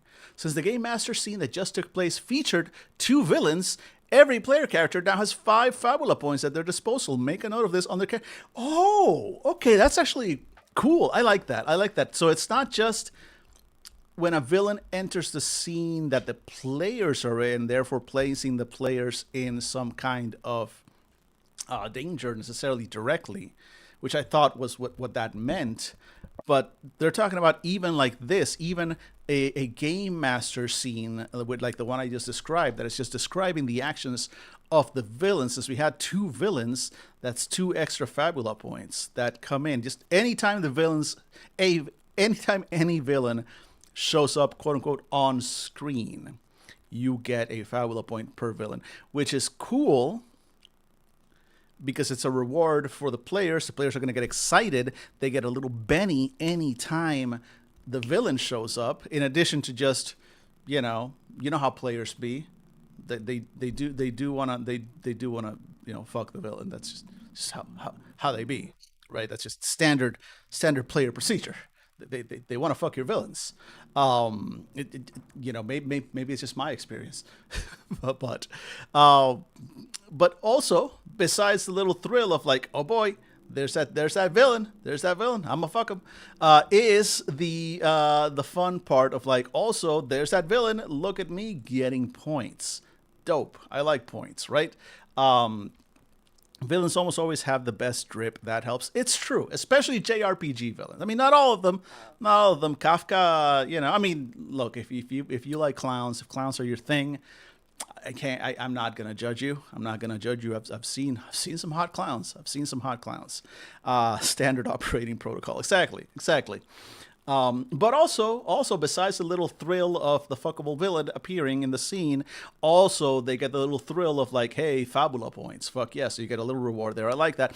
But at the same time, it also keeps the GM from necessarily having the villains always show up, because the more you bring in your villains, the more you're giving your players more and more Fabula points, right? And you probably don't want to give them too many of that. So there's a built-in mechanic to kind of rein back the GM a little from overdoing it with the villain reveals and stuff, which I dig. I dig that. I mean, think of like Chrono Trigger, Lavos, the giant world-ending spiky hedgehog monster. Look, I am not here to judge the monster fuckers amongst us. All right, if Lavos, if a Lavos fleshlight is what you dream of, I hope Santa got it for you. I guess there is a subsection of the population that saw those Dune bucket popcorn things and got real excited. So who am I? Who am I to judge? Spending value. So what can we do with these, right? Exciting, cool. You get them when the villains show up, and you get them anytime you fuck up. What can you do with them? From now on, player characters can spend Fabula points in the following ways. After performing a check, if you didn't roll a fumble, you may spend one Fabula point to invoke one of your traits, identity, theme, or origin, and re-roll one or both dice and use the new rolls. After performing a check, spend one Fabula point to invoke one of your bonds. So both of these are after. Okay. After performing a check, spend one Fabula point to invoke one of your bonds, and add the strength of that bond to the result of the check, which is the number of emotions tied to it. You can only do this once per check. When you invoke a trait or bond, explain how that element helps your character defy destiny. Interesting. Okay, I like that. We'll test that in a minute. Let me just read this little sidebar here. Separating the player from the character, which is a good thing to know, right? Because we just did this whole game master scene in which the villains showed up, but technically the player characters did not witness this. The characters have no idea. They don't know that there are two of them. The players do, right? So let's see. In Fabula Ultima, there's a big difference between a player and the character they portray. Game Master scenes are a great way to demonstrate that. As a player, you have seen, quote unquote, the scene, but your character doesn't know anything about it. Instead, the scene exists to build anticipation and give an idea of what the villain is like. It's important to remember that when you play this game, you are simultaneously the authors, protagonists, and audience of the emerging story. For instance, if a player character is keeping a secret from the rest of the group, it's better for everyone at the table to know about it. This allows you to create interesting scenes and ultimately reveal it in a meaningful way, which is, I love what they're trying to do here. It is hard, in my experience, with not all players. As always, not all players. There are players and there are play groups who embrace the drama and embrace this sort of things. Like, I want you to know that my character hates yours, because this is going to make for fun roleplay for both of us. But I've known enough players that are like, no, my character's secrets are my secrets. Like, I keep those, and you will find out. I might reveal them during play, but I don't want the other players to know what my character is thinking or feeling. And that's kind of, I don't know if it's the default mode for everyone, but I feel like it's pretty close to the default mode. So there is depends on the group dynamic, very much so. But this is a game where they specifically spell out that this game wants you to have that open group dynamic where out of character, there are no real secrets. I mean, yes, probably the GM has, stuff they're holding back. That's separate. But like in terms of like the characters and backstories and stuff like that, you know, everybody should generally know everything out of character, even if they don't know in character, so that they can put forth opportunities for those scenes to happen, to actually address those, which is a lovely approach. I'm just curious how well it pulls it off, right? Okay, so we got that. Oh, okay, so let's take a look back at this. So let's actually check out. Let's go back to the overhead. So we want to do a little dice rolling here. So we've got, let's say that we have, okay, difficulty 10 and by default, and we have one of our characters, and they are rolling a d5 and a d8 on their stats. Maybe this is what was our first character had? Our first she had. Let me scroll up a moment. You can't see that because I'm not sharing the screen on there. But okay, so Blair has a might of d8 and a dexterity of d6. So let's say Blair is running from some wolves or some creatures, some monsters in the woods, and this is a DC 10 roll. It's not DC. What do they call it? They call it here DL, difficulty level DL 10 roll. So they are rolling these two. Okay, so that this time success. 8 plus 4 is 12. They succeed at their roll. But had they rolled at 11, they would also have succeeded. Oh, okay, here we go. So 6 plus 1. So that's a 7. Normally that would be a failure, but we see that Blair has 5. Let's say these 5. Take one of these out. These 5 dice are Blair's Fabula points. So Blair can spend one of these, boom, and leaving them with 4 to either take one of their traits and re-roll a dice. So they have the trait Heir to the Throne of Denova, the theme is of duty, and their origin is Denova. Or they can take one of their bonds and add it to the dice roll. So the bond, they only right now have a single bond, which we haven't established, but in-game we would have established. So the best they would be able to do with that bond would be to give a +1. It's a level 1 bond to another character, right? So the best they would be able to do would be to, turn this 7 into an 8, which is not what you want. So they're going to want to re-roll.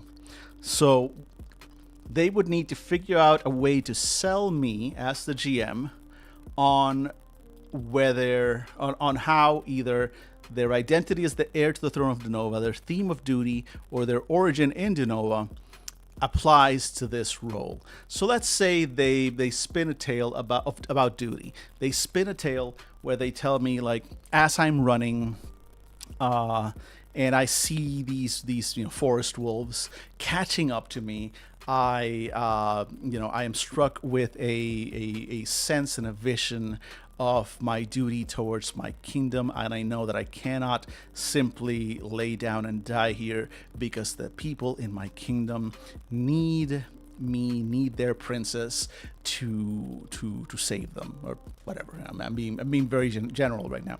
I mean, cool. Spend the Fabula point and choose one or both dice to reroll. So this one already maxed out. We're not going to reroll this one. We're going to reroll the 8. That's going to bump up our chances best. So now 6 plus 3 is 9. Still technically not a success. Maybe in a real world, maybe Blair also has some equipment, or there's a circumstance thing that might give them that extra +1, taking them to the 10. Who knows? But also, let's try again. So maybe, yeah, that's a 3 again, 1 again. God damn it, Blair! Why? That's 3 1s in a row. That's not right. That's on a video. There we go. An 11. Blair made it. Okay, so I'm not doing a good job of showing how spending the points can save your ass, but mostly because my rolls are bad. But okay, that's how that works. That's how that works. You roll your 2 stats. If you make it, you make it. If you don't make it, and none of the modifiers, after modifiers and everything, you don't make it, then if you have Fabula points, you can spend them. If you can make it, you still have to thematically justify being able to use it, but still very cool. Okay, it's pretty straightforward. Again, nothing too crazy. Sounds Sounds not too dissimilar from some other systems. So again, nothing too difficult to understand there. Let's get back to it. All right. Yeah, rolling like you over there. Yeah, right. Those are not good rolls. Not good rolls. JRPG with the plot twist that the audience called 14 hour ago, really keeping true. Exactly, exactly. That's the thing. It's like, like, because these games, like the JRPGs, actual JRPGs love to do that. Where it's like, oh, this character is clearly the son of the bad guy. And yet somehow they go through 20 hours of game just subtly implying that this is the demon lord's son, and then when it's revealed, because you look exactly like the fucking demon lord except a little hotter and a little younger, um when it's revealed, that it is like, what, how could he be the son of the demon lord? And meanwhile you're looking at him and he's like 8.5 feet tall with horns and a crown of fire, and they're like, I don't see it. I don't know. Wow, that's such a surprise. The son of the demon lord? Really? Yeah. Yeah. I love JRPGs. I absolutely love them, but I actually kind of really like that in that sense, that whole like revealing your past and everything so everybody kind of knows despite story-wise they don't. Yeah, it feels very JRPG. It feels really, really true to what's going. All the gasping faces take 5 minutes to button mash through. Yo, for real, for real. But you know what you don't have to button mash through? That's right, ads. You can just sit there and let the ads wash over you. It's time for ads. The hourly ad break. Once again, 3 minutes. It's gonna be a regular ad break because I'm not gonna go make more coffee. I still have, or more chai. I still have one last sip that I'm gonna rewarm and then sip it off and then come back. So folks, hang on. We're gonna do a quick 3-minute ad break and we will, of course, be right back.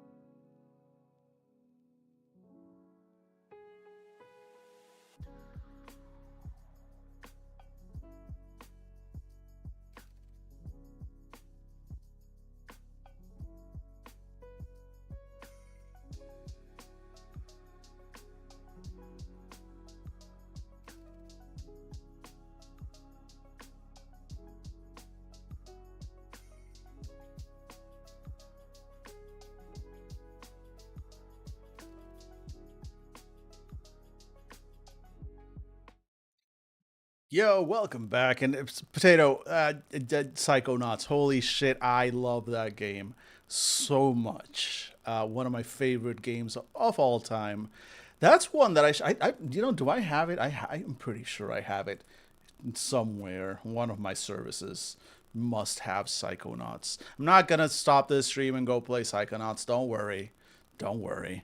But that's one that I might play at some point because I fucking love Psychonauts.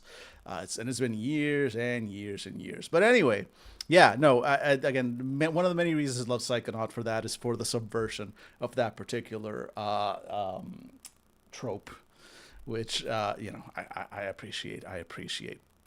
All right, so as during the break, I did discover one thing that I hadn't noticed before, and it's that I guess since we haven't really looked at the other page, all characters besides the stuff, right? They have this little like traits, and they did like there's something I must do, there's something I must know. We can make this world a better place. There's something I cannot forgive myself for, right? But then I noticed that all of them also at the top right here have their own little separate phrase. And again, I wonder if that is a thing we're going to create, or it's just like flavor for these characters. But I like that. Blair Clarman, words are only as good as the actions that follow them. Cassandra has ignore the warnings of this world at your own risk.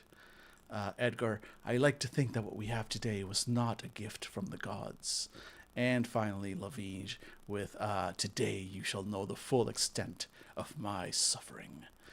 Some real JRPG lines, and I love flavor wise. Just this immaculate. This game is doing its job very well. All right, so we spent some Fabula points. We did all that. We got an idea. We invoke this. Explain how the element helps your character defy destiny. So not only would Levine in this world in that role that we did before had to spend the Fabula point and give that explanation, but they specifically would have had to explain how that sense of duty helped them defy destiny, right? So explain how your sense of duty towards your country and your countrymen or whatever, pushed you through to evade these, the hunting wolves that were coming at you. Okay, scene 4, the descent, unlocks area number 4 of our character sheet. Fuck yeah! So let's go back to the character sheets. Here we go. So area number 4 is not on this sheet. It's all the way down here, or up here rather. It's just one. So now we're gonna find out about hit points and mind points. The mind points, of course, not related to the mind goblin. Here we go. So, where to go? No, we went too far. Here, no, two arm, not two arm. God damn it. Sorry, I keep clicking outside the window and then being sad about it. Here we go. Scene 4, the descent. Game Master, address the rest of the group and read out loud. And now, let's return to our heroes. There's no clear path towards the bottom of the crater. The place is littered with rubble, collapsed buildings, and shattered columns. The whole area whispers of the lives that were lost here, a maze of ruins bathed in ominous purple light coming from a large building several hundreds of meters below where you are. From now on, the Game Master should base their descriptions of the crater on the answers given by Blair's player during Scene 2, which those of you who were not earlier on stream would have missed that, but in Scene 2, which was over here, we had basically your characters ask various questions about the setting and the characters that they're going to meet. So Blair had this question about how did the crater come to be? What disaster turned a prosperous city like what is going on with my ability to speak all of a sudden? What disaster turned a prosperous city like Megiddo, home to the greatest magic in the world, into a sunken mass of ruined buildings, yada yada. So again, just a little reminder to the GM, hey, don't forget that your characters did make shit up. Use what they made up. Good guidance. Like, I get it. It's obvious to me, but it's good guidance given to the GM. When several characters work together towards the same goal, the Game Master can require a group check. It's basically the creators of veritable mace But the source of the purple light is relatively easy to identify. Right, it's that large building. Still, again, the heroes managed to get down there unharmed. So performing a group check is what we're going to learn. The group decides which character, which is good to know. Like I always like to know as quickly as possible what are the cooperation and assistance mechanics in the game. Group decides which player character will act as the leader. This person will be the last to perform their check, and their result will determine the consequences of the action. Interesting. So the leader describes their approach to the situation, which allows the game master to establish the attributes and difficulty level of the check. The other player characters will perform a support check. This check uses the same attributes as the leaders, but has a fixed difficulty level of 10. For every player character who succeeds on their support check, the leader will receive a +1 bonus to the result of their check. If any of these characters have a bond towards the leader, add the single highest strength among those bonds to the leader's check as well. Finally, the leader performs their check, and the game master narrates the consequences based on the result. These consequences will apply to everyone who took part in the check. If you are the leader, you have a big responsibility. Your approach to the situation determines the attributes that everyone will roll, and your check will affect everyone who helped you. Interesting. Game master, now that you know how group checks work, have the group choose a leader for the navigation of the ruins and describe what they do. Then resolve the scene using a group check. We suggest a difficulty level of 13 for the leader's check. If the group check is successful, they manage to navigate the ruins, read the explanation of hit points and mana points below. Otherwise, you still proceed to 5, but the descent takes the total. Okay, so let's do some rolls. So let's say, since we have her here, Levine acts as leader. He's like, all right, we're going to go down the side of the crater. We're going to physically climb down, use the crumbled buildings that we have as footholds, as handholds, and make our way down along the rim of the crater by using the ruined things as footholds and handholds. I'm like, cool, no worries. That sounds like a physical roll. So you are definitely rolling might plus dexterity, right? And so everybody goes like, might and dexterity. Okay, fine. So everybody now rolls. So Blair would roll might plus dex, which is d8 plus d6. And let me just double check. So it says anytime it's difficulty. All right, so DC 10, right? Assist rolls are always DC 10, or DL 10 rather. So Blair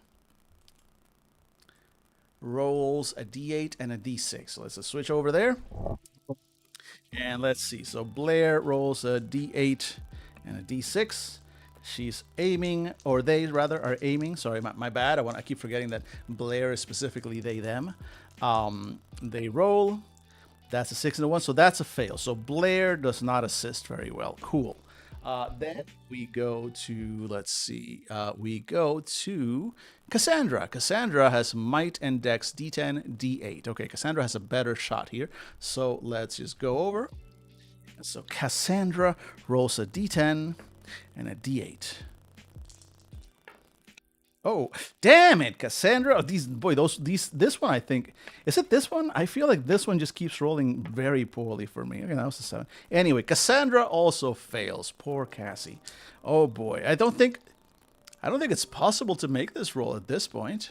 Because it's DC 13. There's just no way. Well, so find out. Okay, so the last one. Right, the last one then is Edgar, who has a D6 and a D10. Okay, so they're going to roll. He's going to roll here. Let's see. So Edgar makes his roll. DC, D6, D10. Okay, look at him go, at least. That's technically not a crit, even though it's the highest size, but it's a 16, so definitely succeeds. So that means we add a 1 to Cassandra's roll, right? That's how that's going to work. Let's just double check.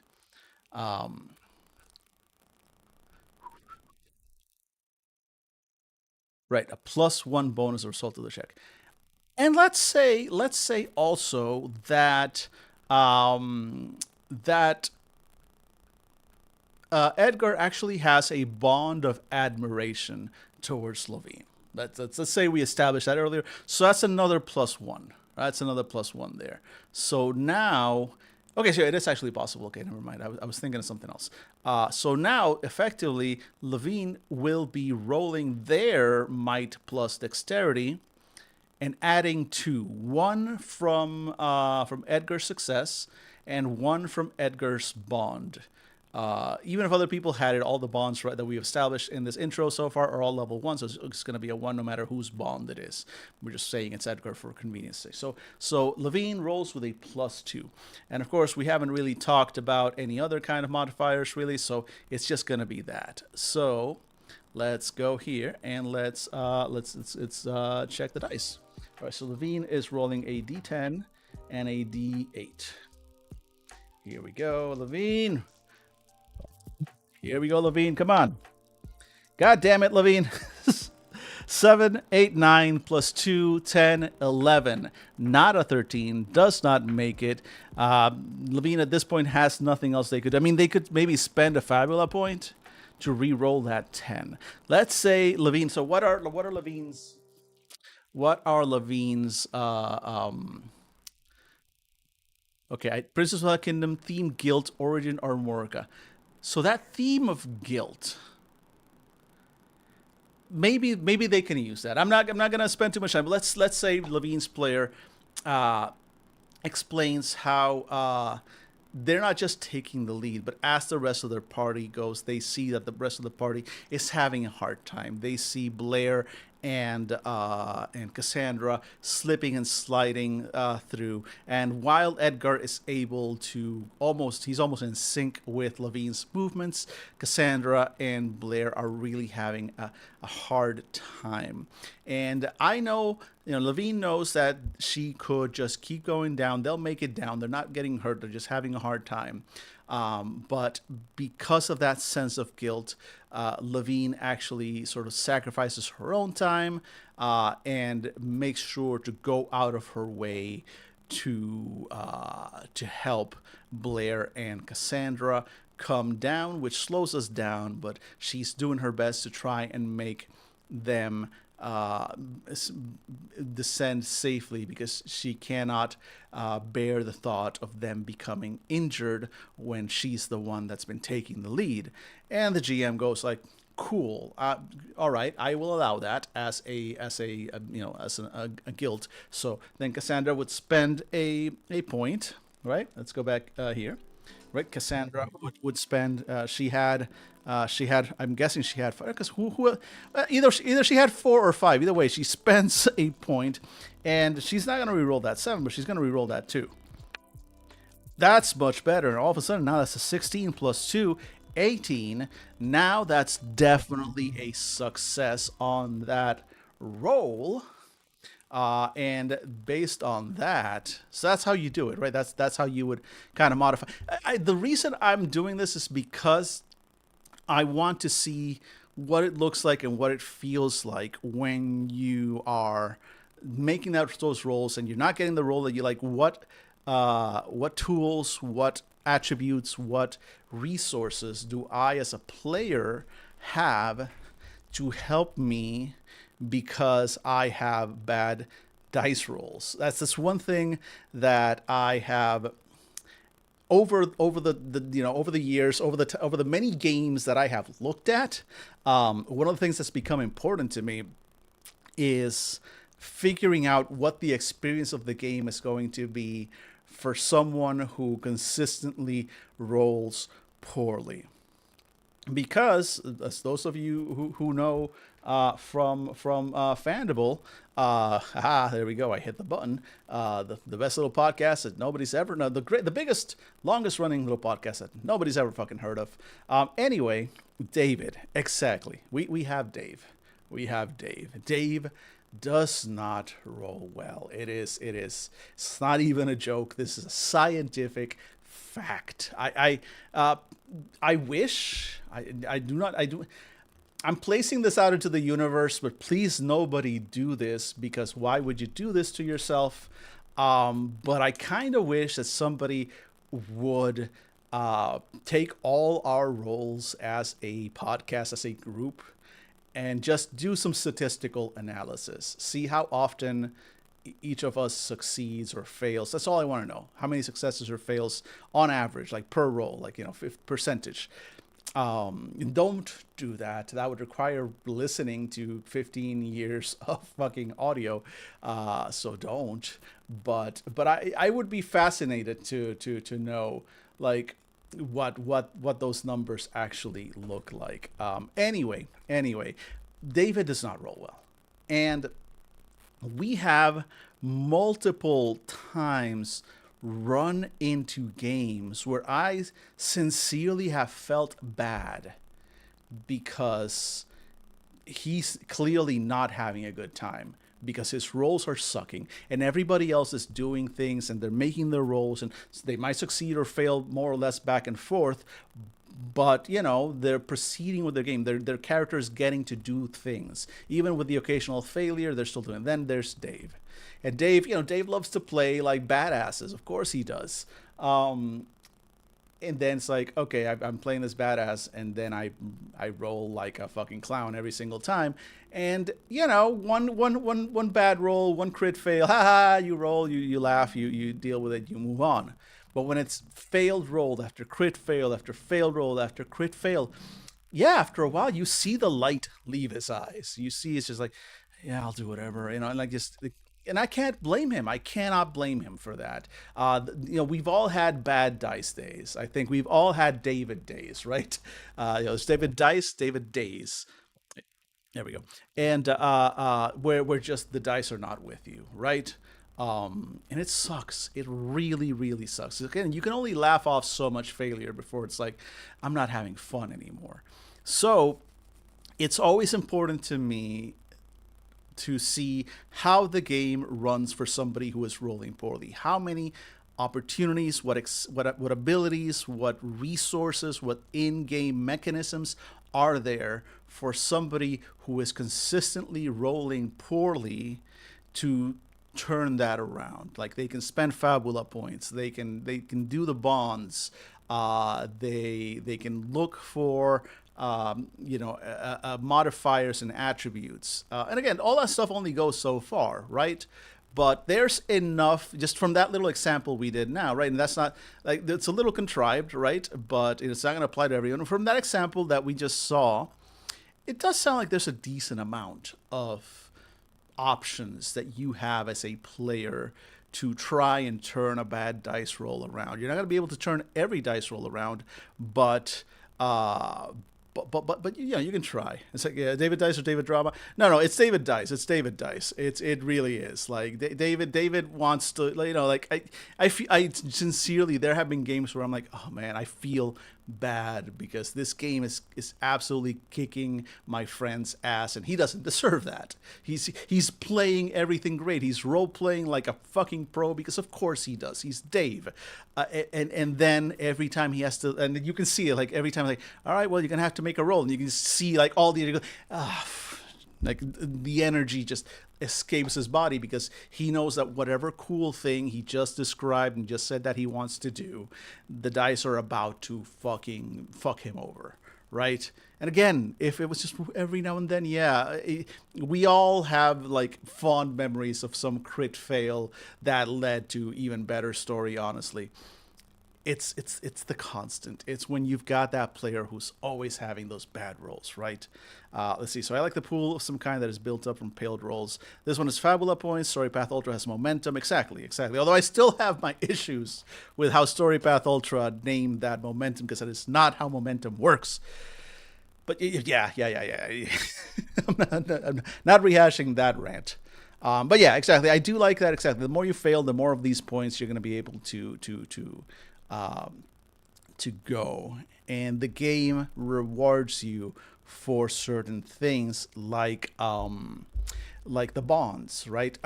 As of right now with this demo, you only have that one level 1 bond to something else, but knowing that there is a real mechanical effect to bonds means that there is a mechanical and in-game incentive to players to, hey, make, strengthen those bonds, create those bonds, etc., because they will mechanically affect me. They're going to give me better chances as well. Hey man, your run downhill momentum is increased when you trip and roll. I know. I hate it. It's personal preference. It's pure personal preference. I just, you know, the fact that it has to be, the only way the metaphor works is during this run downhill thing. But it's like it doesn't feel that way to me. Like when I fail, I don't feel like that's not a momentum forward. That is a decrease in momentum. That's how I'm sure the game devs have days worth of arguments on the right now. I'm sure. I do not doubt that. I do not doubt that. And what I also do not doubt is that they made the wrong choice. But that's my opinion. That's only my opinion. It is correct, but it is my opinion. Okay, it's cool. So since we made this check, we didn't lose any hit points or any mind points, but we do read what they are. So hit points and mind points. Hit points represent fighting spirit and resistance to fatigue. If you have at least one hit point, you're still good. If they reach hero, you might face facing various serious consequences. And mind points represent the character's ability to focus, use magic, and perform special moves. If they reach 0, there are no consequences. Each character begins the game with a maximum HP and MP labeled max on the character sheet. A character's current HP and MP can never go above the maximum value. Scene 4 ends here. Cool. And now we go to Scene 5, which unlocks Area 5 of a character sheet. 2 arms. Looks like we're finally looking at combat. All right, let's go back up to the character sheets and see what we just unlocked. Let's go up to Blair.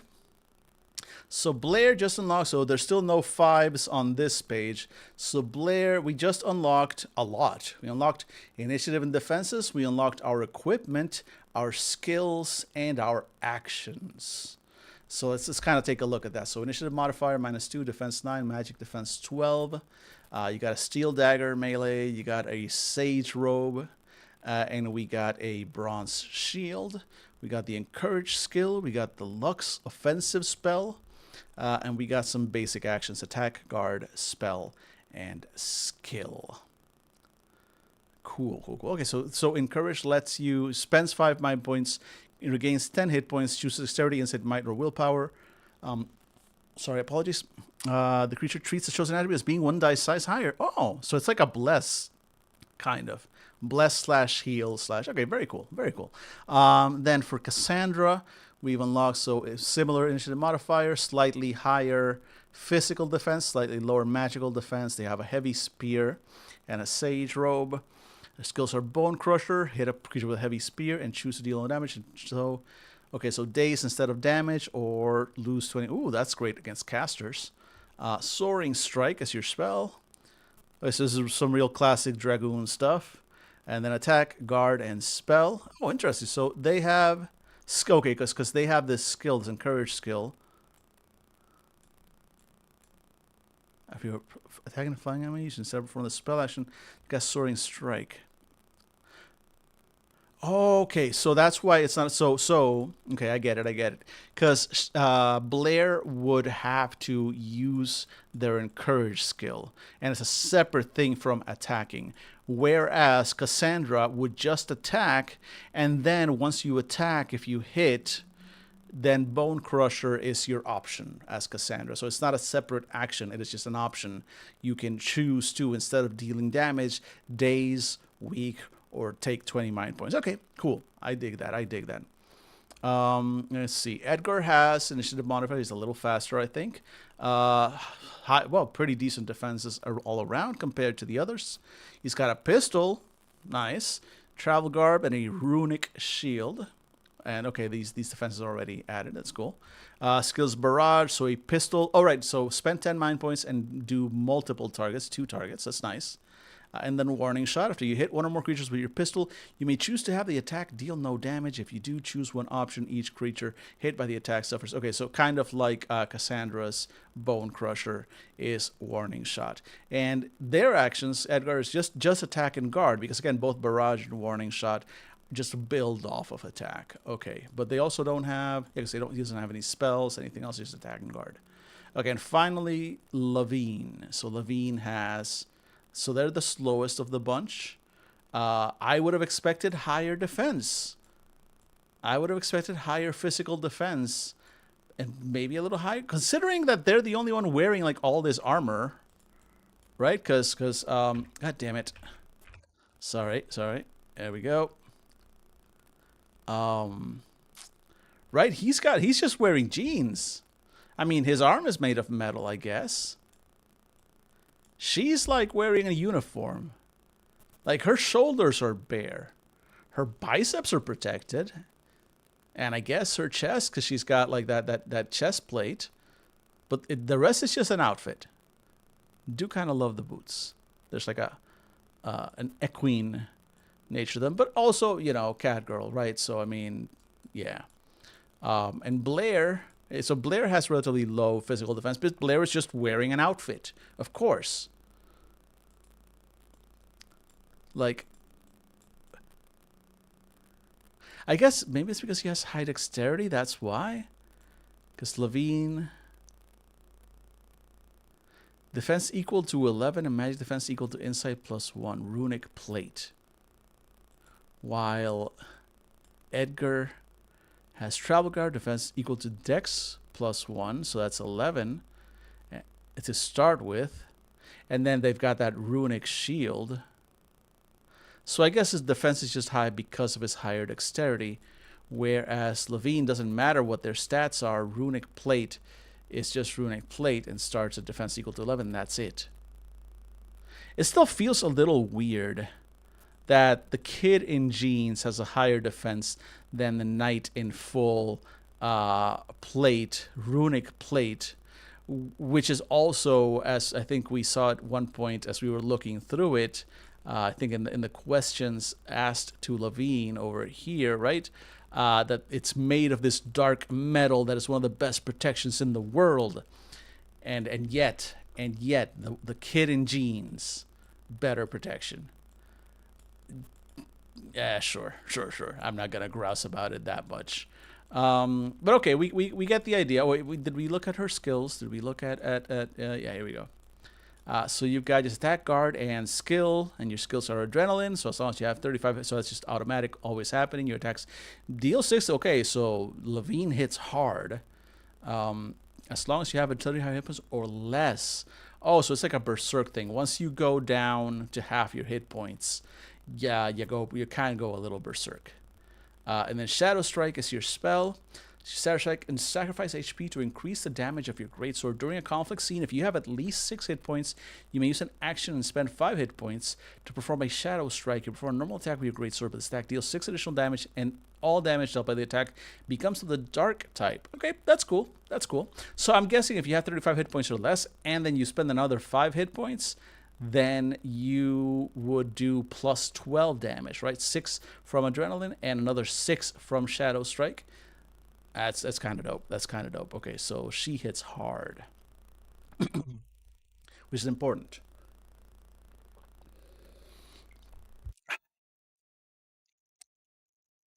Let's see. Where'd we go? We are combat. 2 arms. Game Master, address the rest of the group and read aloud. Despite some difficulties, you manage to reach the lower level of the ruins. The source of the purple light grows closer and closer, and you can see it's a dome-shaped building a few blocks away from where you currently are. Strewn amidst the rubble, you notice the remains of several Elonian Magitech soldiers. Some lie motionless on the ground, others hiss and shake in a shower of sparks as they wander the ruins. Looks like whatever magical energy damaged your airship also ended up irreparably frying the magical cores inside these constructs. Suddenly, you see a small, cloaked person running towards you, chased by a one-eyed winged monster. She screams, "I'm just a merchant!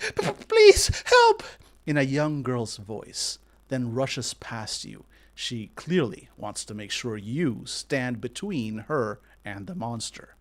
The sudden movement also draws the attention of 2 of the less damaged Elonian troopers, which slowly drag themselves towards your position. Looks like you'll have to fight. Exactly, Critwitch. Swords out. Sun's out, swords out. During this scene, You will learn the basic rules for conflict scenes, the most exciting, tense, and challenging part of Fabula Ultima's gameplay. Both conflict scenes in this tutorial take the form of battles. However, the core book explains how to use conflicts for chases, audiences, infiltration scenes, and more. Good, good. I'm excited to see that guidance in the main book. But in the meantime, let's get so I like the combat. Like, it's just conflict scenes. So I'm real curious to see how the same mechanics that I guess are combat are also the same mechanics for conflict in general. So let's see how conflicts work step by step. Determine participants. The first step of any conflict scene is determining which characters are involved. In this case, it's going to be the player characters against 1 Hexai and 2 Elonian troopers. See page 30 for more information about these adversaries. Page 30 is not that far away. There they are, in fact. So these are the Elonian troopers, the damaged shell of a Magitech soldier created and programmed by the Elonian Empire. Irreparably overloaded by the arcane energy rising from the crater, it swings its electrified halberd at whoever is in range. Or the Hexai, flying monsters that plague the ruins of the crater. Some say they are the result of the ancient cataclysm. They use shadow wings to instill dread in the hearts of their prey, then finish them off with their claws. All right, so we know who our enemies are.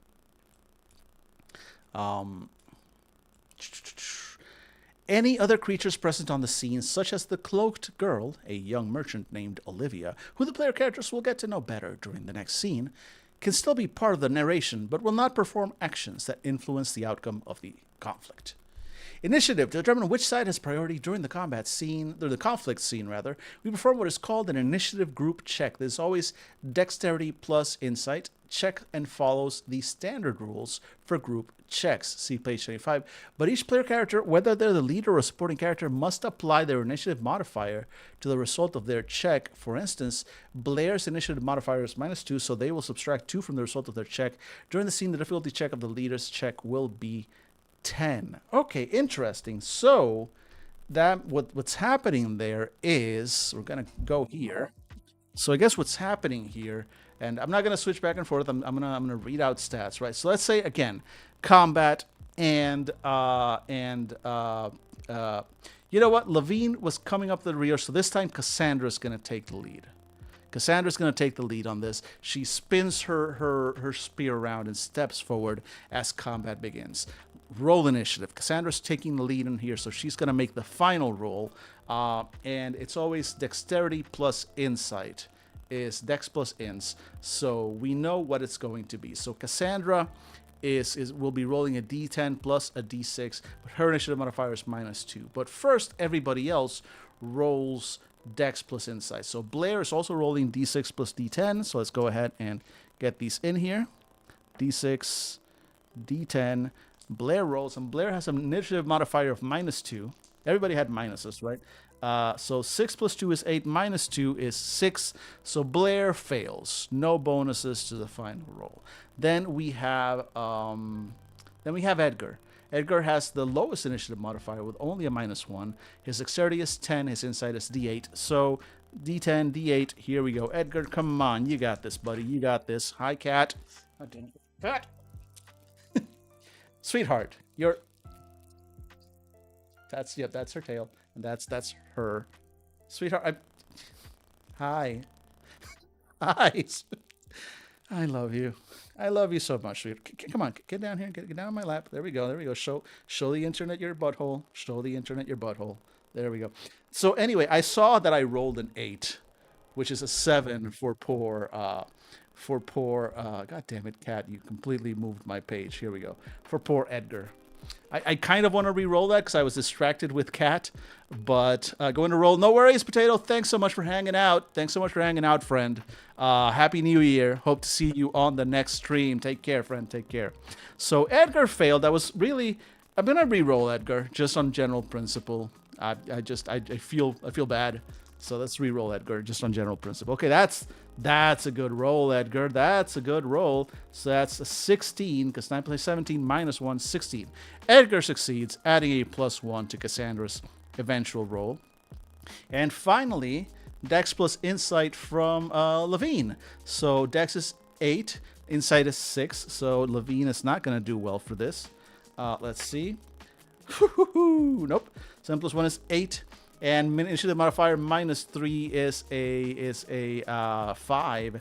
So Levine does not help. So now Cassandra, who is only having D6 and D10, D6, D10 for her roll. Her initiative modifier is -2. She only gets a +1 from Edgar. So her final initiative modifier is going to be a -1. So let's see. Your has been blessed. Excellent. Let's see. How about? Oh my God, I am rolling so bad. Poor Cassandra. So that's a fail. That's a 3 initiative for Cassandra. For the group. So okay, cool. Let's go back to. Hi, sweetheart. Is she visible? She's barely visible on camera. Yeah, she's just here. Hi, baby girl. Hey, sweetheart. There. Go there. Yeah, show people. Okay, there she goes. Just gonna. There's the tail. I love it. Absolutely love it. All right, let me stop channeling David. I've invoked his name and there for his course. I really. It's amazing. Hey, cat. I should just leave that. It's amazing. That's this is the stream now. We're just gonna watch my cat's tail twitch. That's just no. I have to switch over. All right. Honestly, though, wow, my dice rolling is absolutely shit-tastic today. It's been a while since I've rolled that poorly. All right, so we failed initiative. Clearly, we failed initiative. That's great. That's wonderful. Let's see what that means for us.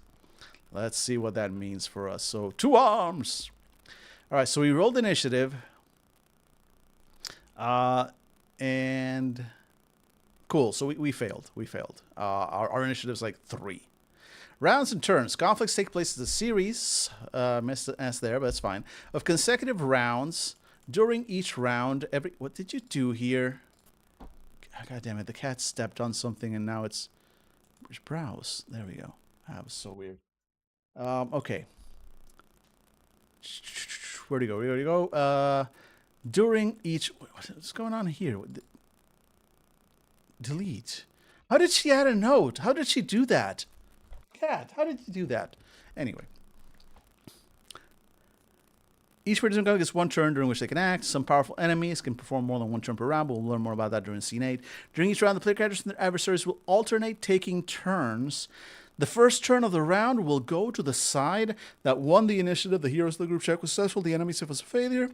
If one side can perform more turns than their adversaries, alternate turns for as long as possible, then have the side with more turns perform them at the end of the round. Turns aren't tied to a specific character. Round after round, you can assign turns. Okay. So this is not that different from... This reminds me of the initiative system for something like DC-20, where it is kind of like that. There's like a party initiative. It's probably very similar to this. And then whichever side wins initiative effectively goes first, and then it's turns back and forth, but there's no specific order. So you can choose on both sides on any given turn who's acting that turn. Everybody gets 1 action, but it still alternates back and forth. So generally, like, no side will get to act more than once unless they have more people, which is what we're going to see right away here, or they have abilities that give them extra turns, right? So, for example, a conflict involving 4 player characters and 3 enemies, and the enemies have the initiative, is exactly the situation we ended up with. The turn order would be enemies, then PCs, and enemies, and PCs, and enemy, then PC, and then they were out of enemies, so we still have 1 PC, so then PC. So that's how it goes. Game Master. It is often better to have enemies act in the same order round after round, as it makes it easier for Game Masters to remember. In this scene, for instance, we suggest always having the XI take its turn before the 2 troopers. Fair enough. I'll take that guidance. Actions. During their turn, a character may perform a single action. In this first conflict, the actions available to all characters are attack, guard, spell, and skill. Attack. You attack with a weapon you have equipped. Perform an accuracy check using the attributes indicated by the weapon, including any modifiers, with a difficulty level equal to the target's defense. Okay. If the attack is successful, you inflict damage based on the attack accuracy check's high roll, which is the highest number among those shown by the 2 dice rolled in the check. Interesting. The damage caused by the attack is then subtracted from the target's hit points. For instance, the accuracy check for Levine's greatsword is Dex plus Might plus 2. Since Levine has a D8 in dexterity and a D10 in Might, she will roll 1D8 plus 1D10 plus 2 when attacking. If the attack hits, the damage is listed as HR high roll plus 10. This means that if she rolls a 4 and a 9, the weapon would deal 19 damage. Sometimes an attack can target more than one creature. See Edgar's Barrage skill. In this case, you perform a single accuracy check and compare to the defense of each target to determine which creatures are hit and which are missed. Damage and effects will be the same for each target hit by the attack. Guard, you focus on defending yourself and gain resistance to all damage types until the start of your next turn or until the end of the scene. When you guard, you may decide to provide cover to another creature of your choice present on the scene. If you do, that creature cannot be targeted by melee attacks until the start of your next turn. This effect will also end if your reduces here. Okay, so basically you can do a guard of something else. You cannot cover a creature. That creature is already covering someone, okay? So it can't stack covers. I'm going to cover you, and I'm going to cover you, and I'm going to cover you. And just they have to go through 5 people. Resistance and vulnerability. In this tutorial, creatures can have or receive 2 types of affinities towards various damage types. Air, bolt, dark, earth, fire, ice, light, physical, and poison. If you are vulnerable, you lose twice the normal amount of hit points. And if you're resistant, you lose half the normal amount of hit points rounded down. Cool. Simple. I dig it. The 2 affinities cancel each other out. A creature that is vulnerable to fire performs the guard action, for example. They will have a neutral affinity towards fire until the start of the turn. Cool. Got it. Spell. You cast one of the spells you know, spending the appropriate amount of mind points. Spells always list a type and maximum number of targets they can affect. If you use a spell on more than one target, the MP cost will increase proportionally. For instance, a single use of Blair's Luck spell can target up to 3 creatures simultaneously, but the cost is 10 mind points per target. Ouch. Offensive spells function similarly to attacks. They require a magic check whose difficulty level is equal to the target's magic defense and deal damage based on the check's high roll. If an offensive spell has multiple targets, you perform a single... Okay, so just like multi-target and regular attacks. You use a skill that requires an action to activate, such as Blair's Encourage or Levine's Shadow Strike. Some skills also require you to spend hit points or mind points. What happens if you hit 0? Consequences vary depending on whether that creature is a player character or non-player character. Player characters, if they fall to 0, they lose consciousness until the end of the scene and drop out of conflict. They also receive 2 Fabula points. In the game, this is called surrendering. Your life is spared, but you lose the ability to influence the scene and might suffer additional narrative consequences. We'll discuss this in greater detail. Scene 8. Or non-player characters. The Hexai is slain or flees the scene. Whoever delivered the final blow gets to describe what happens, so the Elonian troopers crumble to scene in a shower of sparks, ending the conflict. The conflict ends if all player characters fall to 0 hit points or all enemies fall to 0 hit points. When one of these happens, proceed to scene 6. All right, and then we got the enemy stats. We got the enemy tactics.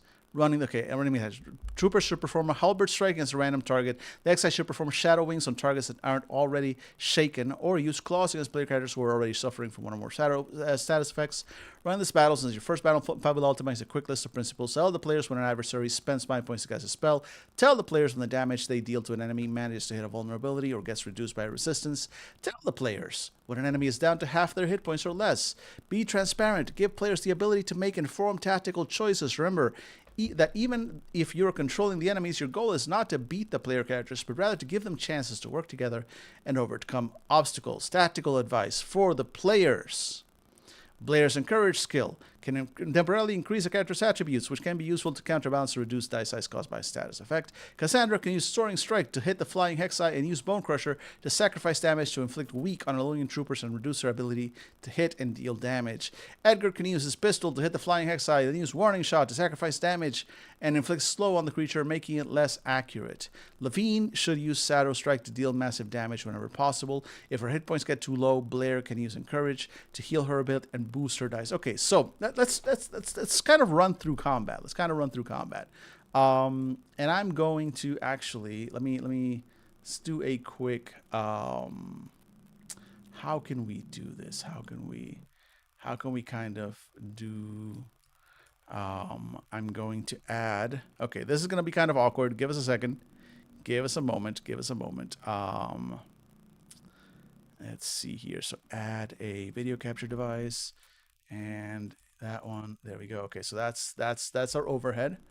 Um, okay, cool. That looks about right. And then I kind of do that, and then we're going to take the app, kind of do that. Nope, come on. Kind of do that. Hmm.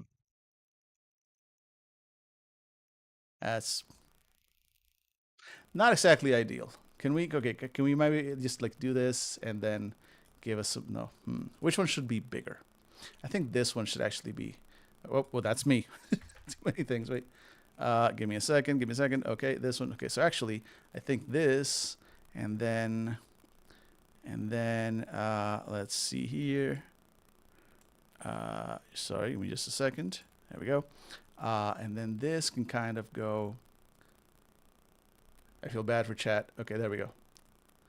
Here we go. Here we go. Right over my head. Right over my head. And kind of expand that a little. There we go. So now we're going to be able to roll here. And then the characters. Okay, we're going to be able to look at the book, kind of. There we go. Good enough. Good enough. So let's try and run this combat, kind of. Okay, this is gonna be a little bit awkward. So I'm not gonna switch to the other camera. I'm gonna do this. But okay, so first things first, the monsters attack. They rolled initiative, right? We failed initiative. So I'm gonna say that Hexai is the first one to go. So the Hexai is going to try and weaken. So we said Cassandra was taking the lead. So that Hexai is going to use Shadow Wings to try and inflict and distill dread, right? So enemy taxes, yeah, Shadow Wings sometimes I don't know, shaken. So the Hexai is going to try and shake Cassandra. Shake, shake, shake Cassandra. Shake your body, right? So how would the Hexai do that? The Hexai Shadow Wings, offensive spell, target one creature, targeting Cassandra, cost 10 MP. They have 55, so now they're down to 45. So it's a check of insight plus willpower, and they have insight D6, willpower D8. So that's what they're rolling. So D6 and D8. There's definitely one of those games where the GM does in fact roll. There's a surprising amount of games where that's not the case, and I don't mind those so much. But anyway, insight plus willpower, and I'm assuming, and this is against an offensive spell. Let me just double check. Offensive spells. Okay, so you have to hit their magic defense. Okay, so the Cassandra's magic defense is only 8. So that's what the Hexai needs to hit in order to apply this effect to Cassandra. So we roll Hexai's dice. Oh, well, that's definitely wow. When I'm rolling for the bad guys, I'm rolling very well. So the Hexai definitely, with a 14, overcomes Cassandra's piddly magic resistance of 8. And so the high roll here was an 8. So Cassandra suffers 18 dark damage and suffers the shaken status effect. Does Cassandra have anything for that? Is Cassandra by any chance resistant? No. They do not have any level of resistance towards dark. So Cassandra is down to 32 hit points. Keep that in mind, chat. 32 hit points for Cassandra as they get, and they have the dazed, right? Is dazed is what gets applied to them. Let's go down. Oh, here we go. The shaken status effect. So let's go up to the status effects here. Here we go. Shaken lowers your willpower die size by 1. Ouch. So, and Cassandra's willpower was, I don't think, great to begin with. Let's see. Was it a D8 or a D6? Probably a D8. Right? Come on. Yeah, willpower was D8. So let's keep in mind that until further notice, Cassandra's willpower is effectively a D6. And that is the first action. That was the Hexai. Now it's going to be Cassandra's turn. And Cassandra is unhappy. Their willpower is down. They are shaken. They just took a strong hit. So they are going to try and take out that Hexai. Because fuck that Hexai. So they're going to, for their action, cast a spell, Soaring Strike. They're going to spend 10 MP, bringing them down to 40. And they're going to make a melee attack. It's part of the same action used to cast a spell. From an attack with your heavy spear, this attack is a melee attack, but to target flying enemies, which the Hexai is, and deal 5 additional damage. So first thing we do is we do an attack. So an attack with this heavy spear is Dex plus Might plus 1 and deals high roll plus 12. So Dex is 10, Might is D8. So D8, D10 for Cassandra as she makes a Soaring Strike against the Hex thing. And that is 8, 9, 10, 11 plus 1 because of this, 12. So does a 12 beat the Hexai's defense? We go and check on the Hexai. Their defense is 11, just barely, but that's all you need. Cassandra hits. Beautiful. The high roll in this was an 8, so that's good damage. That's a lot of damage. And so it's 8 plus, I believe it was 10, right? Let's go. Plus 12. So 20 plus, because of the Soaring Strike, 25 points of damage to the Hexai. Nicely done, Cassandra. We describe in gameplay how Cassandra, does the Dragoon thing, like leaps up into the air, and then, the sun glinting off of her spear, comes down on the Hexai, staggering it. It doesn't actually, it's just plus 5 power. It doesn't do anything else. Yeah, okay, so no other effects, but the Hexai takes 25 points of damage. Its hit points are 50, so it is down to 50%. Tell the players or enemies down to half their hit points. So yeah, I as the GM would then inform Cassandra and the rest of the players. There we go. Hexai is at 50%. In fact, this is the only way to hit the Hexai unless you have a gun or other magical spells. So if the Hexai has 25 hit points or less, it loses the benefits of the skill and can be targeted normally. Oh, interesting. Okay, so it loses half a hit point and it falls to the ground. Now everybody can jump in, but before they do, it's enemy's turn again, right? So now the Hexai already went, so one of the Elonian troopers is going to perform a halberd strike against a random target. So I'm going to say one of the Elonian troopers is going to, I'm going to roll a quick, I'm going to grab a d4 here. Give me a second. Let me grab a quick d4. And one is Blair, 2 is Cassandra, 3 is Edgar, 4 is Levine. Let's go. That is a 3 on that dice, so that is Edgar. All right, so one of the Elonian troopers takes a halberd strike at Edgar. That's Dex plus Might plus 3. Oh boy, their Dex is 8, their Might is D10. No, sorry, the Dex is 6, their Might is D10. So D10 and a D6 from the Elonian trooper and their halberd strike towards Edgar, who, oddly enough, has the highest defense in the goddamn game. Let's see. Did that come through? It's under me, but that was a 4. So 4 plus 5 is 9. Plus 3 is 12. Oh, is that enough? I don't think so, actually. I think Edgar had 13, right? Let's see. Edgar. Edgar has a defense of 13. Oh, so the halberd comes in and clangs off of Edgar's metal arm with a metallic screech, but it does no damage. Now it is the hero's turn. I'm going to say it's Edgar's turn. Edgar takes advantage of this, and as he is hit by the halberd, he jumps back and is going to take a pistol shot. Well, he's going to lean back and take a pistol shot at that Elonian. I mean, they should, okay, so, depending on the party, right, what they should do is focus on taking out in fact, we're going to do that. We're going to focus on taking out the Hex thing. So he's going to take a shot at the Hex. So it's Dex plus Insight plus 1. So Dex is D10, Insight is D8. So D10, D8, here he goes.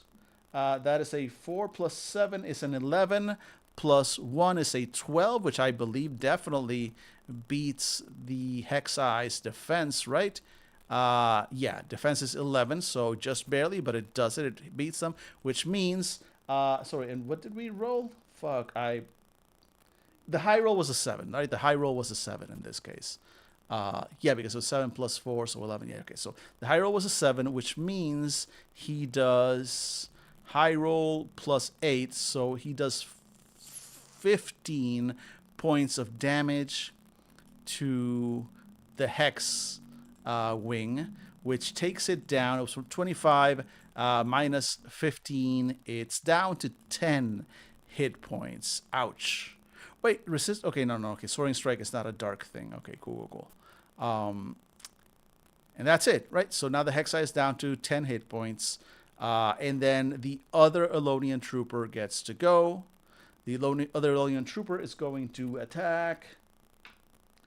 And they're both going after Edgar. That's a 3. So the other Elonian Trooper rolls Dexterity plus Might.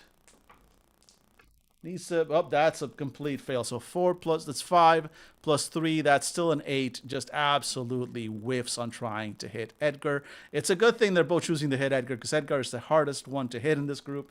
And then it is now the hero's turn. So now they have 2 turns, because we're out of enemies, but we're also have 2 heroes. Hey, PB, welcome in, friend. Welcome in. Bad news, we're about to go to ads. But hey, you know, it is what it is with timing. No worries, because we will be right back. We're having fun with Fabula Ultima, running some combat. So real quick, let's see. So who should go next? Should it be Levine? Okay, so we have to go to ads very shortly. So chat. Here's the situation. Here's where we're at right now. We have taken down. Well, we have not taken down anything. We are fighting. None of our heroes have been damaged, right? I think Cassandra didn't take a hit. No, she did take a hit. She took like 10 points of damage. But overall, we're fairly undamaged. We are fighting 2 Elonian Troopers and 1 Hexeye. The Hexeye is down to 10 hit points. The Elonian Troopers are unharmed. Hexeye is down on the floor, so can be hit by flying. I think Cassandra is going to be... and then Cassandra did take... Yeah, exactly. Cassandra did take some hit points. But now we've got the last 2 characters that haven't acted yet are Levine and Blair. So I think what we're going to do... Chat, I want to know your preference. They're both going to act, but I want to know the order. Levine is big with the seat. She hits hard, and that's basically her thing. And we've got Blair, who doesn't hit so hard, but has both the Encourage spell, which I think is what she might cast on Cassandra to heal her up, and Cassandra currently is having the shaken condition, so that should even her out from that. Or she could cast Lux on both of the enemies, of the remaining enemies, assuming that Levine is able to kill them. But do we want to do something else? So chat, let me know if you have a different strategy than the one I'm thinking. Because right now I'm thinking Levine takes out the Hexblade, and then Blair uses her Lux, uses 20 MPs to target both, and tries to hit both of the what are they called? Both of the Elonian Troopers, who do not have any resistance to light, so they should take some damage. Let me know which one of those you prefer, but in the meantime, we will, of course, be right back.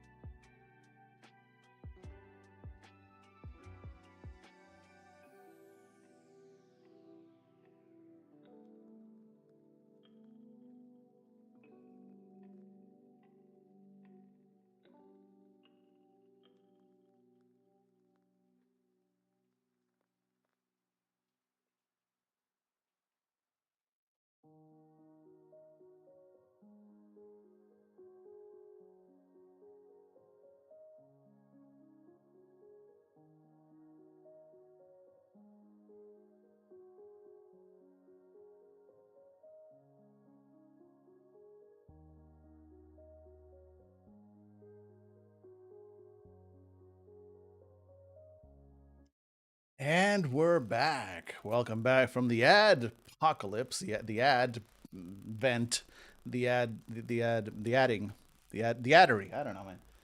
I'm trying to come up with a term here. Give me a second, because I just realized I'm mostly rolling behind my head. There we go. All right, folks. So, Chad had no suggestions, which is fair, fair. I'm going to finish this round of combat, and that's it. I'm not going to run the whole combat. I'm going to tell you how I think, what I think about it after, and how I would go with that second round. But we're not actually going to play it out. But I do want to finish this round. So I'm going to follow the thing that I wanted to do, which is Cassandra is going to, where is she? Here we go. God damn it. Stop clicking outside the window, Dan. Here we go. So Cassandra, well, she could use Shadow. It's dark, and this thing is resistant to dark. So I don't want her to use her Shadow Strike on that. I think I'm going to just have her do a regular attack with her Greatsword, which does a lot of damage anyway, and see if she can finish off the Hex Blade. So Cassandra is going to simply attack with her Greatsword. That's a Dexterity plus Might plus 1. Dexterity D8, Might 10. So that's a good roll for her. Let's see. So D8. Sorry, D10, D8. Here we go. And, ooh, hell yeah. So that's an 8 and a 7. So that's a 15 plus 1, 16 on their accuracy check, which I'm quite certain hits the fallen. Here we go, the fallen Hexai, whose defense was 11. So definitely way overpasses their defense, which means that they. God damn it, Dan! Stop clicking outside the window. You should know better. Here we go. So high roll plus 10. High roll in this one was an 8.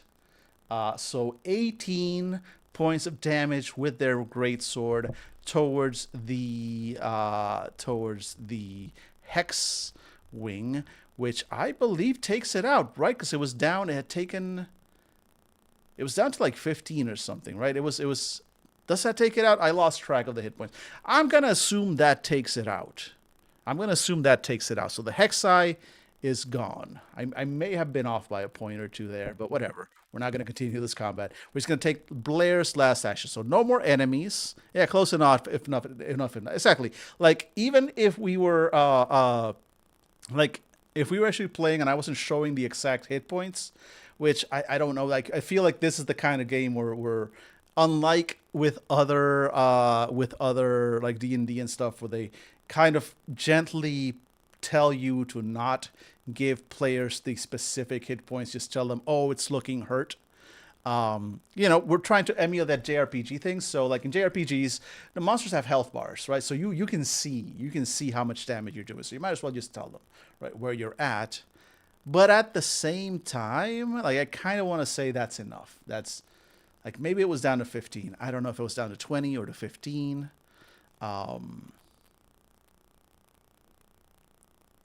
I'm 99% like I could go back and look, but I'm not gonna. So anyway, Hexai is out. Cool. So that leaves, and then there's no more enemies because both the Lonian troopers already went, which means it's Blair's action. She's the last one. They are the last one who haven't acted yet.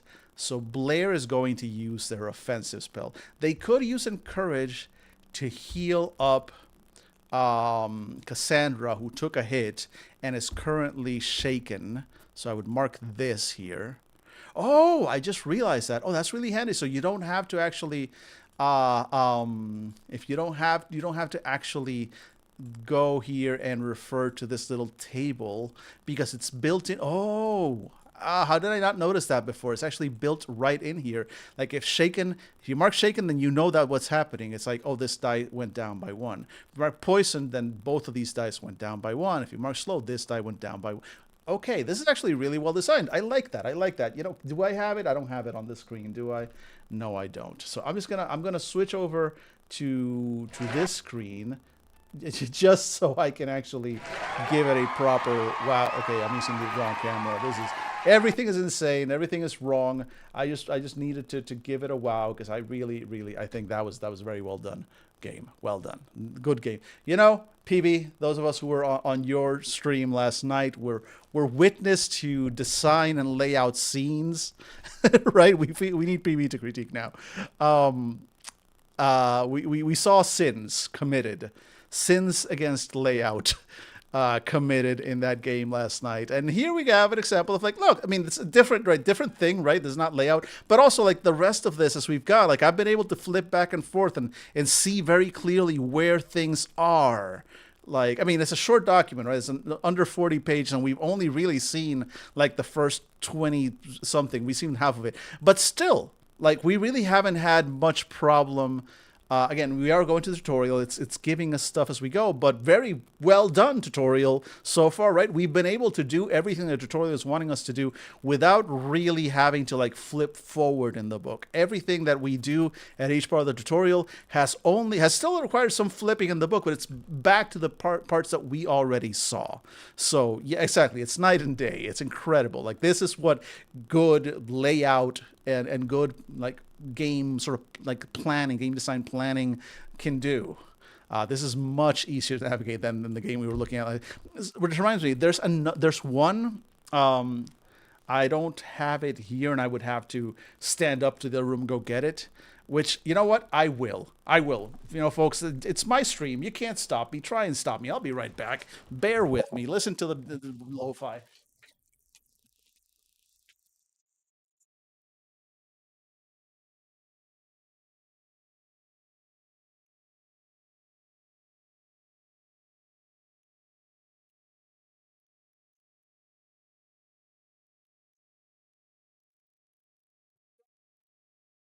Almost here. Almost here. Bear with me. Bear with. All right, yeah, doing it live. Exactly. Here we go. Here we go. All right. So you see here in this window here, this game here, this is the worst. Can I do the over? There we go. Can I do the overhead? Okay, that's a little better. The light shining. Let's kind of go over here. Okay, so I got that camera. The light is super shiny, but whatever. This game, the Reclamation role playing game, um, it's fine. It's fine. This was a long time ago. This is like a Lulu book. I'm going to at some point go through this one on stream. Um, but it is also an example of like it's not great. It's not. But it's like the layout and stuff. It's not terrible, but look at this. This is some real World of Darkness shit right here. Like you can tell the design inspirations. But then look. So we've got this like with the two columns, but then we've got like a full page with the tiniest text, so tiny, so tiny, so small.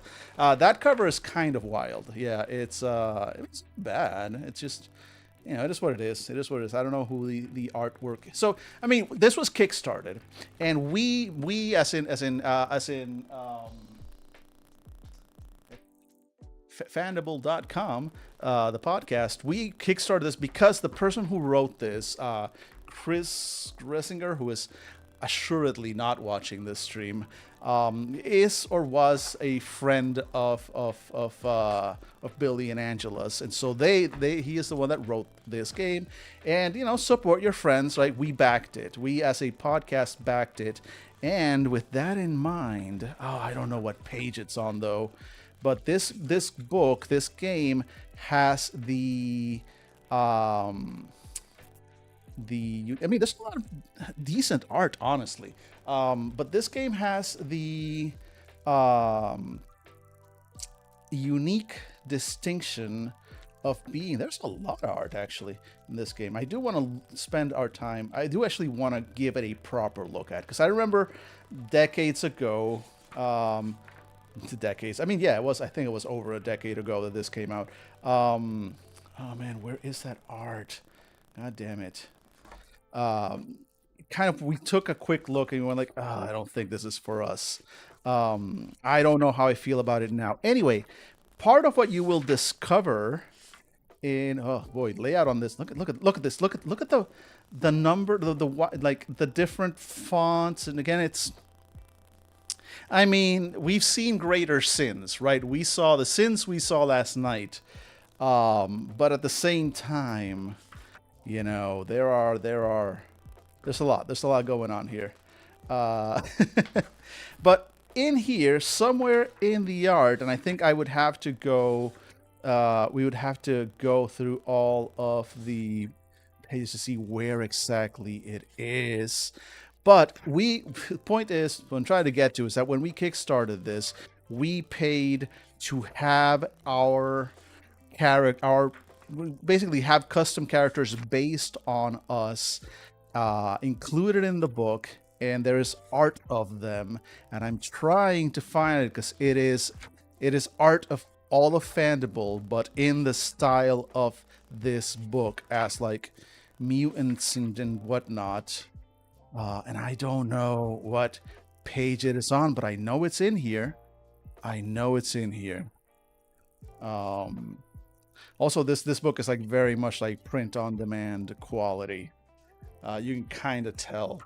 Yeah, consistency is important, and it's this is not terribly. Decisions were made.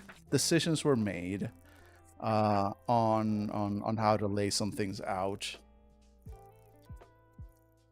and the art definitely swings wildly in quality in different areas. Oh man, okay. I'm not. You know what? We'll discover it. We'll all discover together where the art of the Fandible crew is in this book when I spend some time looking at it. That's not what we're doing here. So I'm gonna leave it over there in the corner because what we're doing right now is rolling for Blair. We're rolling for Blair. We are. Here we go. All right. So Blair, our dear Blair, are they them? Our NB pal. Blair has the Lux ability, the Lux spell, offensive spell, up to 3 creatures. So they're going to target 2 of them. So they're going to spend 20 MP. They have plenty of MP. And so the way this works when you target multiples like that is you spend it, but you'll still only make the 1 roll. You don't attack for both.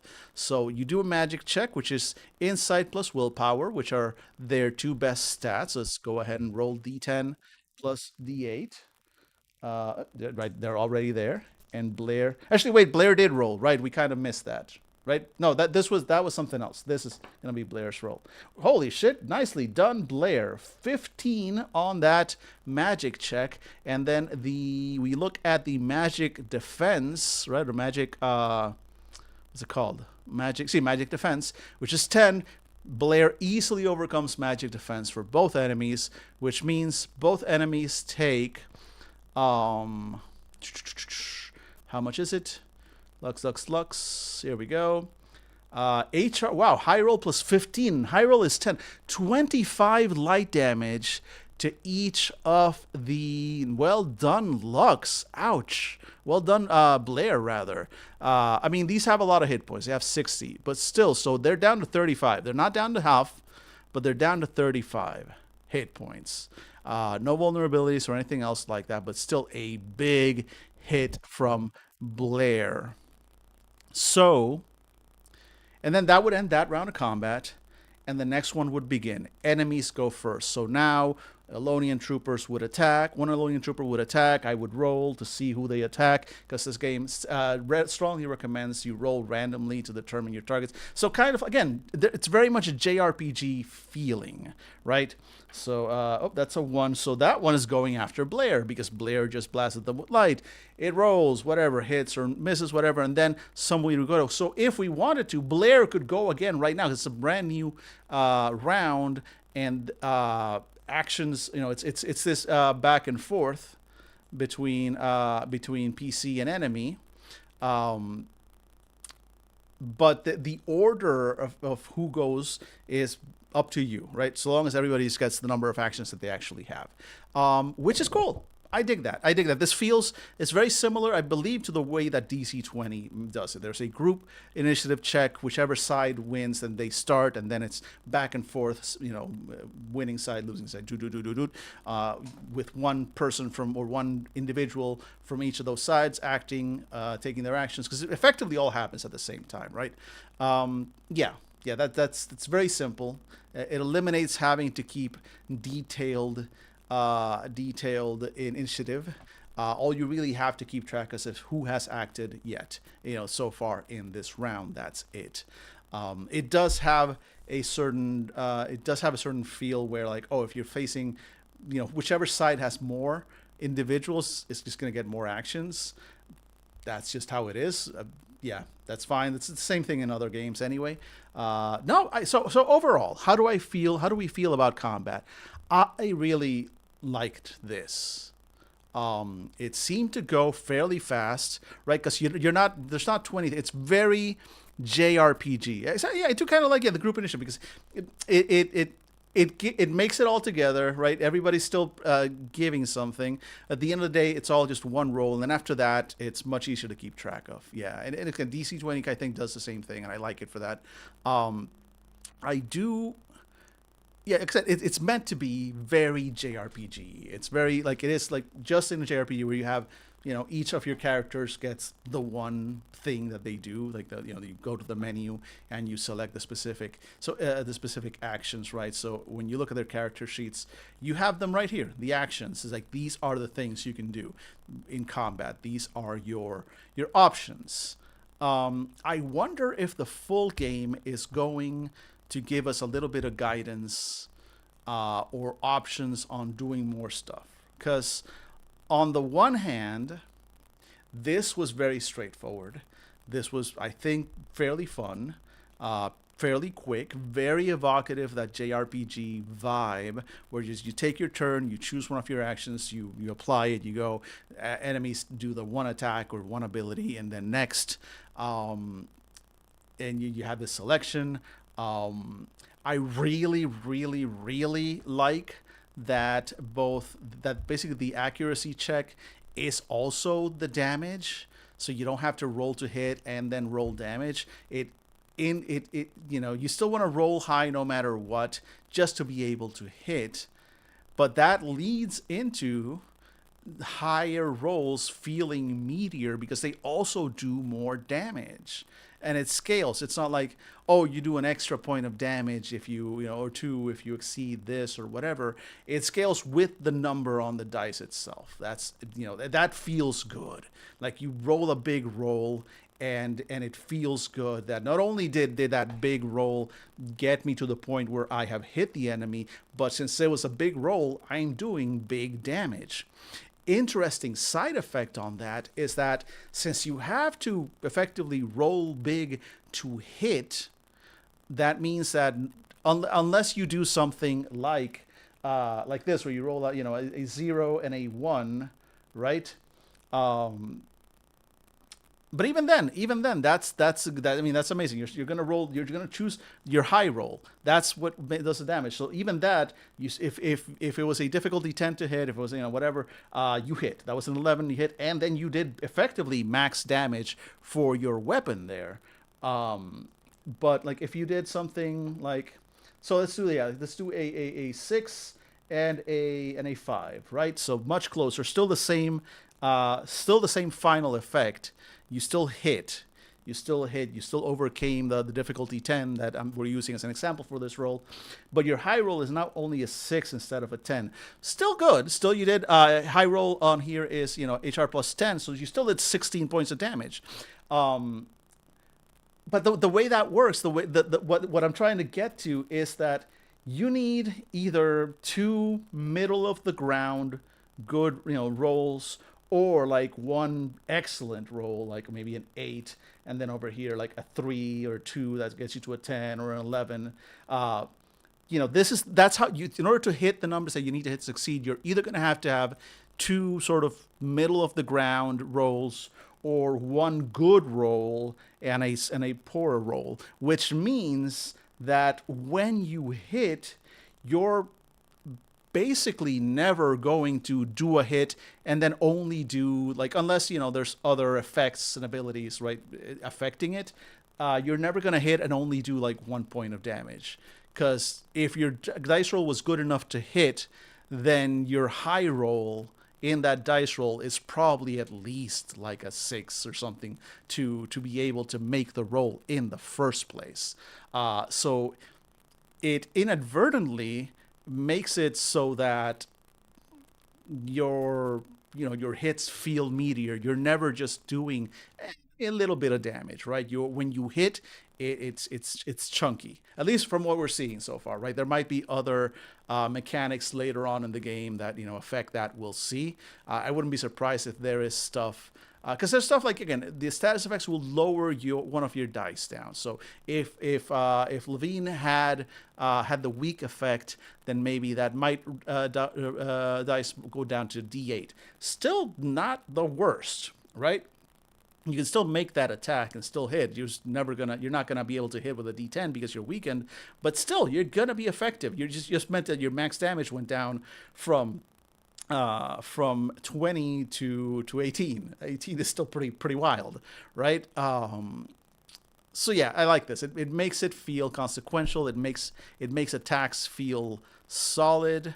And I didn't get that the first round the first time around, because most of my rolls were kind of lopsided with one very high dice, one very low dice. But the more I thought about it, the more like, oh yeah, like you're always going to be dealing some decent damage at the very least, so long as you hit. I like that. So it's very straightforward. Not too many rolls. The actions went by quick. Sure, I was the single player deciding all of them, but still, like, it's not like everybody.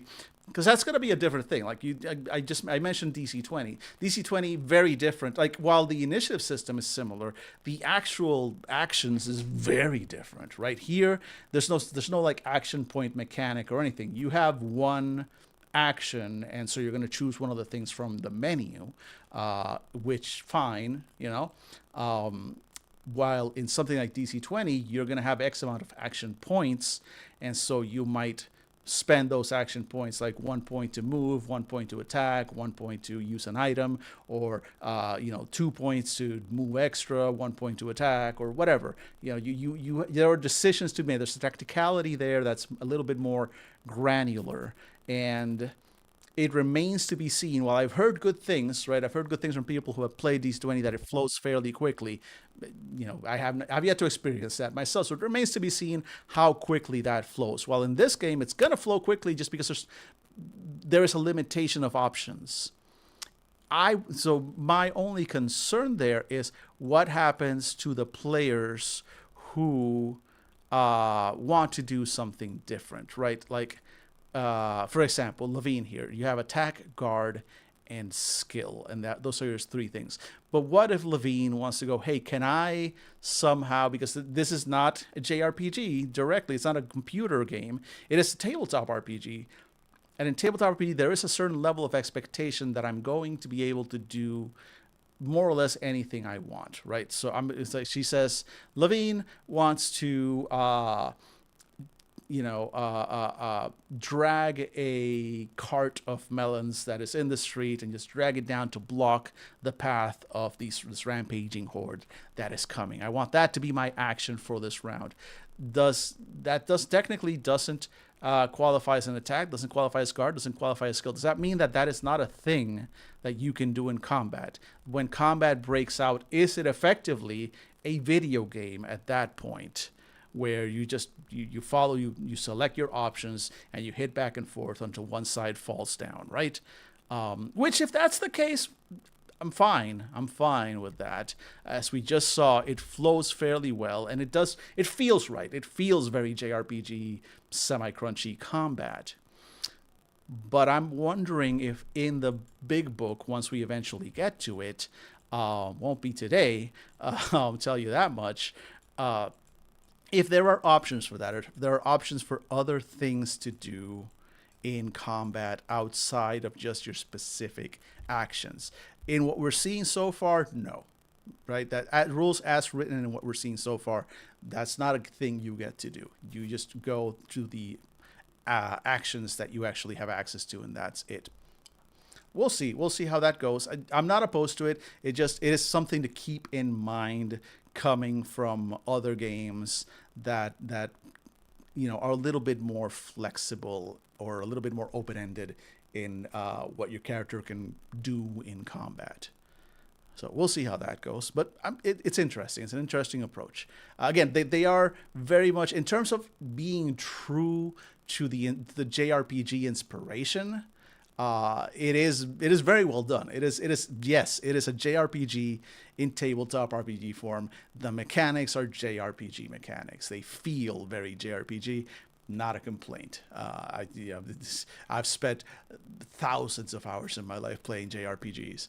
Yeah, not a complaint. I'm liking this. I'm just curious about the tabletop RPG aspect on that.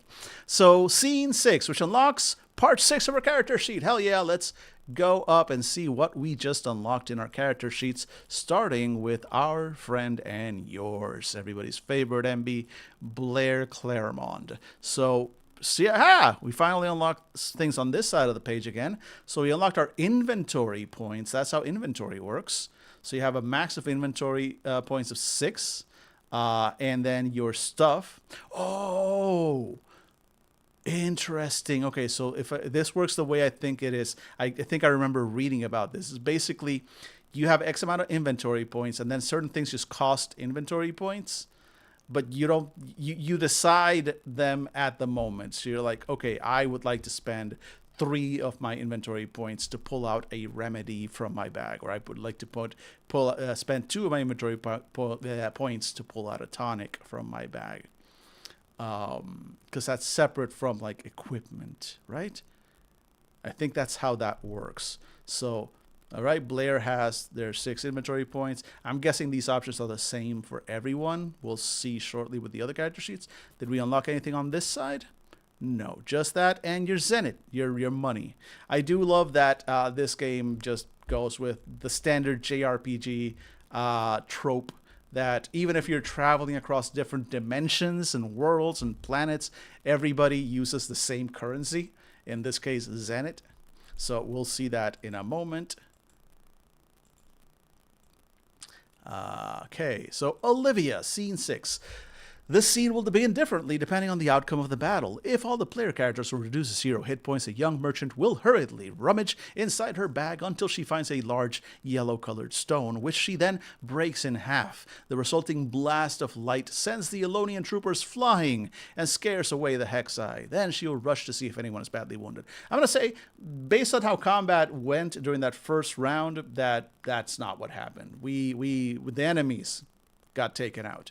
If all enemies were reduced to 0 hit points, the young merchant will emit a sigh of relief and approach the player characters. In both cases, any player character whose HP reached 0 during the previous scene will now regain consciousness with an amount of HP equal to half their maximum hit points, rounded down.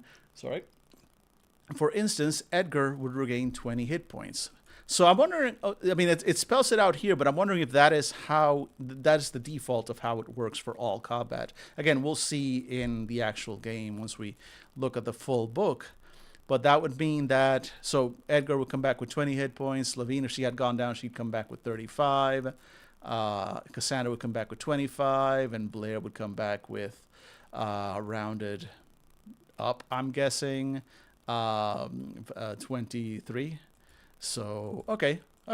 That's fine. I mean, again, very JRPG. You end combat. I mean, a lot of JRPGs, if you die, quote unquote, you go to 0 in combat, you just...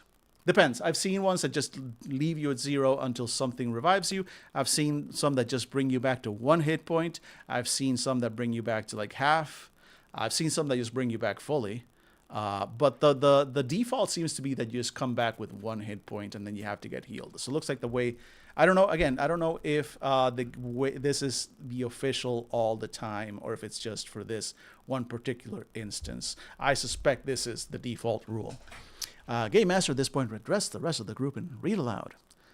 The little girl pulls back her hood and 2 round ears emerge from her hair, similar to those of a bear. She smiles. Howdy, thanks for the help. Name's Olivia, traveling merchant, and if you're interested in business, I might have a thing or two in my backpack. During this scene, player characters can chat with Olivia, purchase goods using Zenit, use inventory points to recover from the previous battle, and more. And now we talk about all that stuff. So Zenit is the universal currency across the various worlds of Fabula Ultima. And that's it. You don't need any more explanation. That is just how it is. Inventory points, abbreviated IP, are an abstraction of player character's bag of consumable items. Each character begins the game with a maximum IP labeled max on the character sheet. A character's current IP can never go above the maximum value. If a character's IP reaches 0, there are no consequences. IP can be spent to create a variety of consumable items and use them on the spot. This tutorial, characters have access to remedies, elixirs, and tonics. Note that different characters cannot combine their IP in order to create a consumable item. The item must come from a single person's IP. And these are, we just already saw this in the character sheet. For instance, if Blair has 2 inventory points left and Cassandra has 1 inventory point left, they cannot combine them to create a remedy. Good to know. IP can be recharged when you are inside a settlement or when you have access to a merchant, such as Olivia herself. Normally the cost is 10 Zenit per inventory point, but prices may vary. That's clever. So this is I really like this. I really like this in terms of because otherwise, and I was worried when I first heard about the concept of a JRPG, TTRPG, JRPG Taterpug, which was that inventory management. Okay, so am I going to end up like in most JRPGs where I'm just carrying around 99 Phoenix Downs, 99 high potions, etc., etc.? Do I have to keep track of that stuff? So this way, you have what you need. But the inventory point keeps you from overstocking. You can't have 99 Phoenix Downs. And then I like that when you find a settlement or you have access to a merchant, that's how you restore those, because you're effectively buying extra equipment either at the settlement or from a merchant. So I thought it was going to be just take a rest and get your IP back. But then that would have made no sense. Just your stuff just regenerate from day to day. You still have to buy more stuff. That's clever. I like that. I think that's a nice way of abstracting out inventory management while giving it full flexibility and still making sense in how in world that gets recovered. Yeah, I dig it. I really like the inventory point system. I'm going to just go ahead and go here just so I can do a thing, even though it's pointing at the dice and not at the book, and it's over there.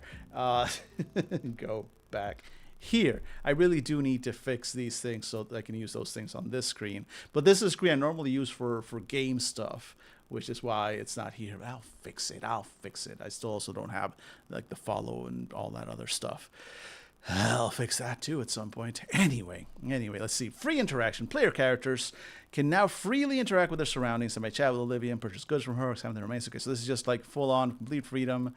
Key aspect of role-playing games. If you're the game master, use the tools and rules you provide up to now and combine them with the information on the next 2 pages to manage the scene. Once the group decides to press forward, you can move on to scene 7. It only gets worse from here. Soon enough, the player characters will face the ultimate challenge of this tutorial. Because of this, we strongly suggest everyone heals their character completely using remedies, elixirs, and tonics. Afterwards, the group should take advantage of Olivia's presence and spend Zenit to recharge inventory points. So again, it's just getting the players used to, hey, use your items, recharge them. This is how the game works. And then the next 2 pages are just telling you about the scene. So Olivia, young girl, is a part of the Panpoon series, species. I keep wanting to say series. The Panpoon species, a lineage of humanoids with Urson ears. She is quite tiny, but is holding a heavy backpack filled with a variety of tools and goods, as witnessed in the art here, because this is a standard trope as well, the little merchant with the giant bag. Like Cassandra. Oh, Cassandra is also, yeah, right. Cassandra's a cat girl. Olivia becomes a humanoid species with animal traits. Fabula Ultima doesn't feature a list of standard species, so you can have your character possess whatever traits you wish. This will have no impact on the character's abilities. Let the cat, set the cat girls free. Let the people play cat girls. Good. Or whatever animal, Nekomimi or Kemomimi. There's a word, Kemonimi, something like that. That's like animal, cute animal person, basically. This is a little bear girl, little cat girl. Yes, Yes. Pro of all of that. Classic JRPG stuff, anyway. Okay.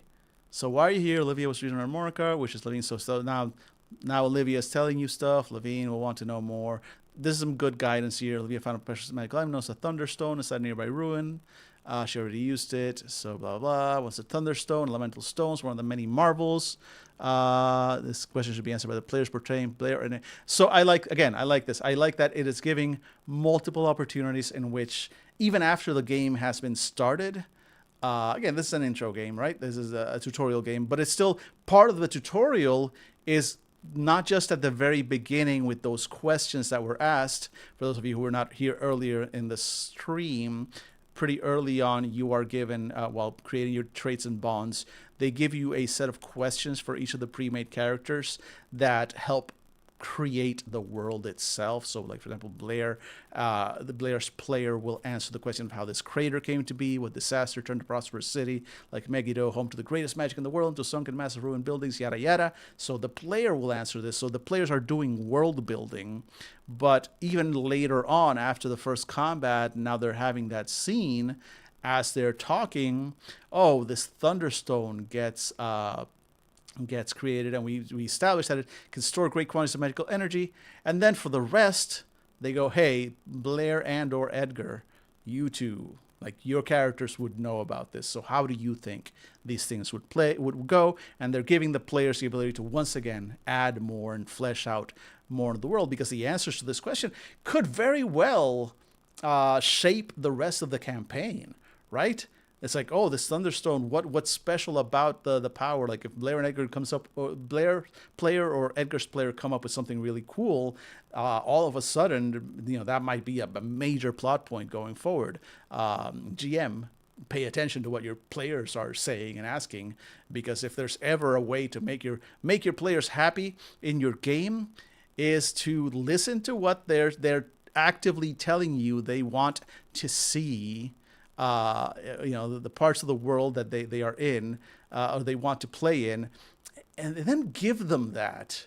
It's not that hard. It's not that hard.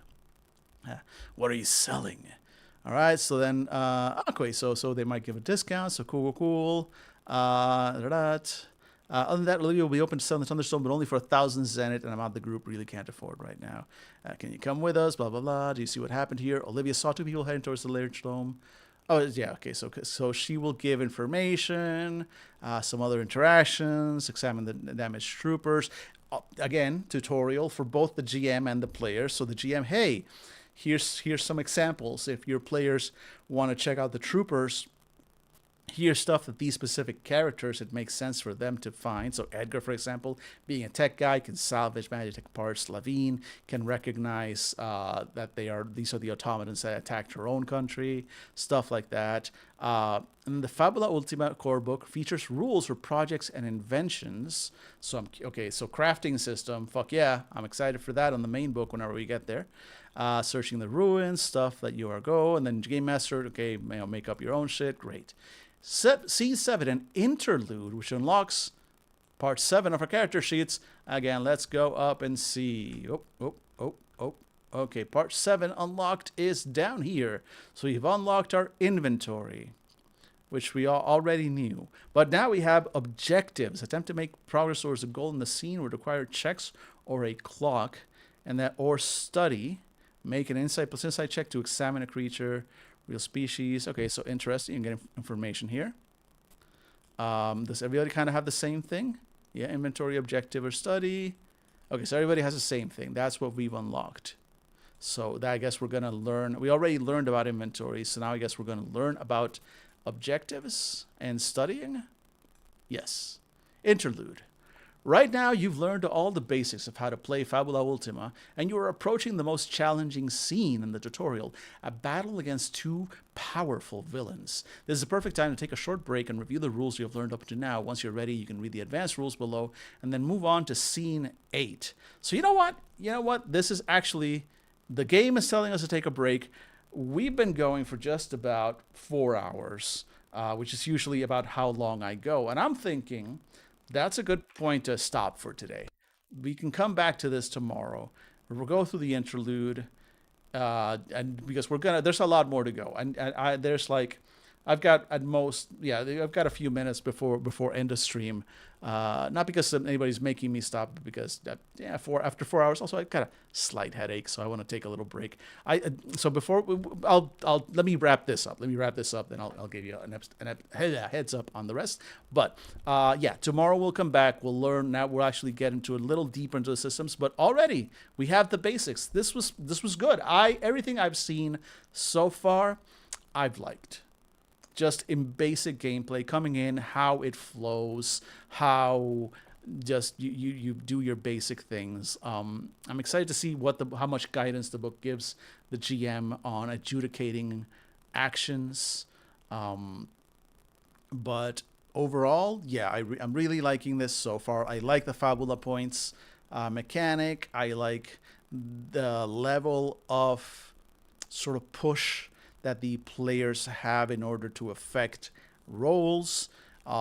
Still, if you roll poorly all the time, you're going to be rolling poorly a lot of the time. But also, then that you're going to have a lot of Fabula points, so you're going to get more and more opportunities to do something about that and save yourself.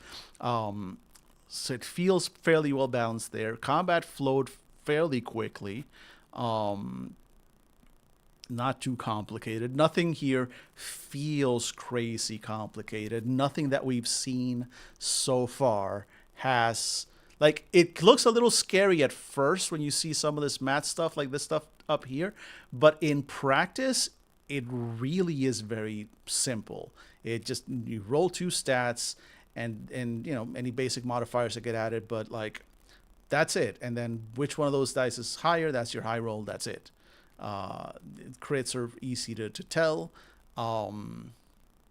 This is really simple, really elegant, honestly.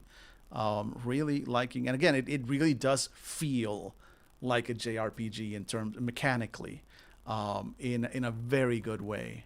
I am absolutely charmed so far. I'm excited to see what we see tomorrow. We will continue with that tomorrow, but I'm going to go back to the intro. I'm going to tell NVIDIA to give me back my background. There we go.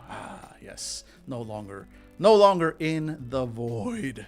Anyway, folks, we're going to wrap up for today, because I do just want to take a little break, see if my headache goes down, get something to eat. That might be why I have a headache. Will I be back tonight? I don't know. Originally I wanted to stream again later tonight. Specifically, there is a game called Moon Ring that I wanted to play. And I might still. We'll see how I feel after dinner. So if I'm not back, then fine. I'll see you tomorrow, 2 p.m. as usual, and we'll keep doing some Fabula Ultima. But if I am back tonight, look. Hey Dan, you have buttons for this. Look to my socials, to see if I am in fact streaming. If I do, it'll probably be around 8 p.m. And streaming some Moon Ring, which is a sort of old school classic, not a JRPG, a CRPG, in the spirit of the old Ultima games. I've been wanting to kind of give that one a shot. It'll be just a casual hangout stream, but if not, then that's still going to happen some other night. We'll see. Otherwise, I will be back tomorrow at 2 to continue with Fabula Ultima. Keep learning it. I'm really excited. I'm really enjoying this game. I'm really enjoying what I'm seeing here. Excited for that. As always, folks, thanks so much to all of you hanging out. And thank you, PB. I certainly hope I do feel better. I mean, it's one of those like low level. It's just kind of there. And I think it's like lack of caffeine from this morning. Honestly, I might just fix yet another cup of chai and see how that treats me. But yeah, that's why I want to do this. If the headache goes down, if it does not, then I will simply rest tonight. But I will feel better. It's just a little headache. It's all good. Thanks so much though for the well wishes. Everyone else, thank you so much for hanging out today on the very first day of 2025. We're off to a good start. Again, quick reminder to anybody who did not see it at the beginning of the stream. Today, a Tesla Cybertruck blew up and caught fire in front of a Trump hotel. Thanks, 2025. I see that one thing we're not bringing into the new year is fucking subtlety. Holy shit, we're being heavy-handed with the metaphors. Thanks. I mean, you know what, brain rot. I guess you kind of have to be pretty obvious. Media literacy is dead. Anyway, folks, thank you so much for hanging out. Tomorrow we'll be back. Maybe later tonight. You know the drill. Not gonna say it all again. I'm gonna go away now and pet my cat. Have fun. Good luck. Have fun. And I will hopefully see you all later or tomorrow, however that works out. I'm just babbling because I can't find there it is. It always takes me a while to find the button. Bye.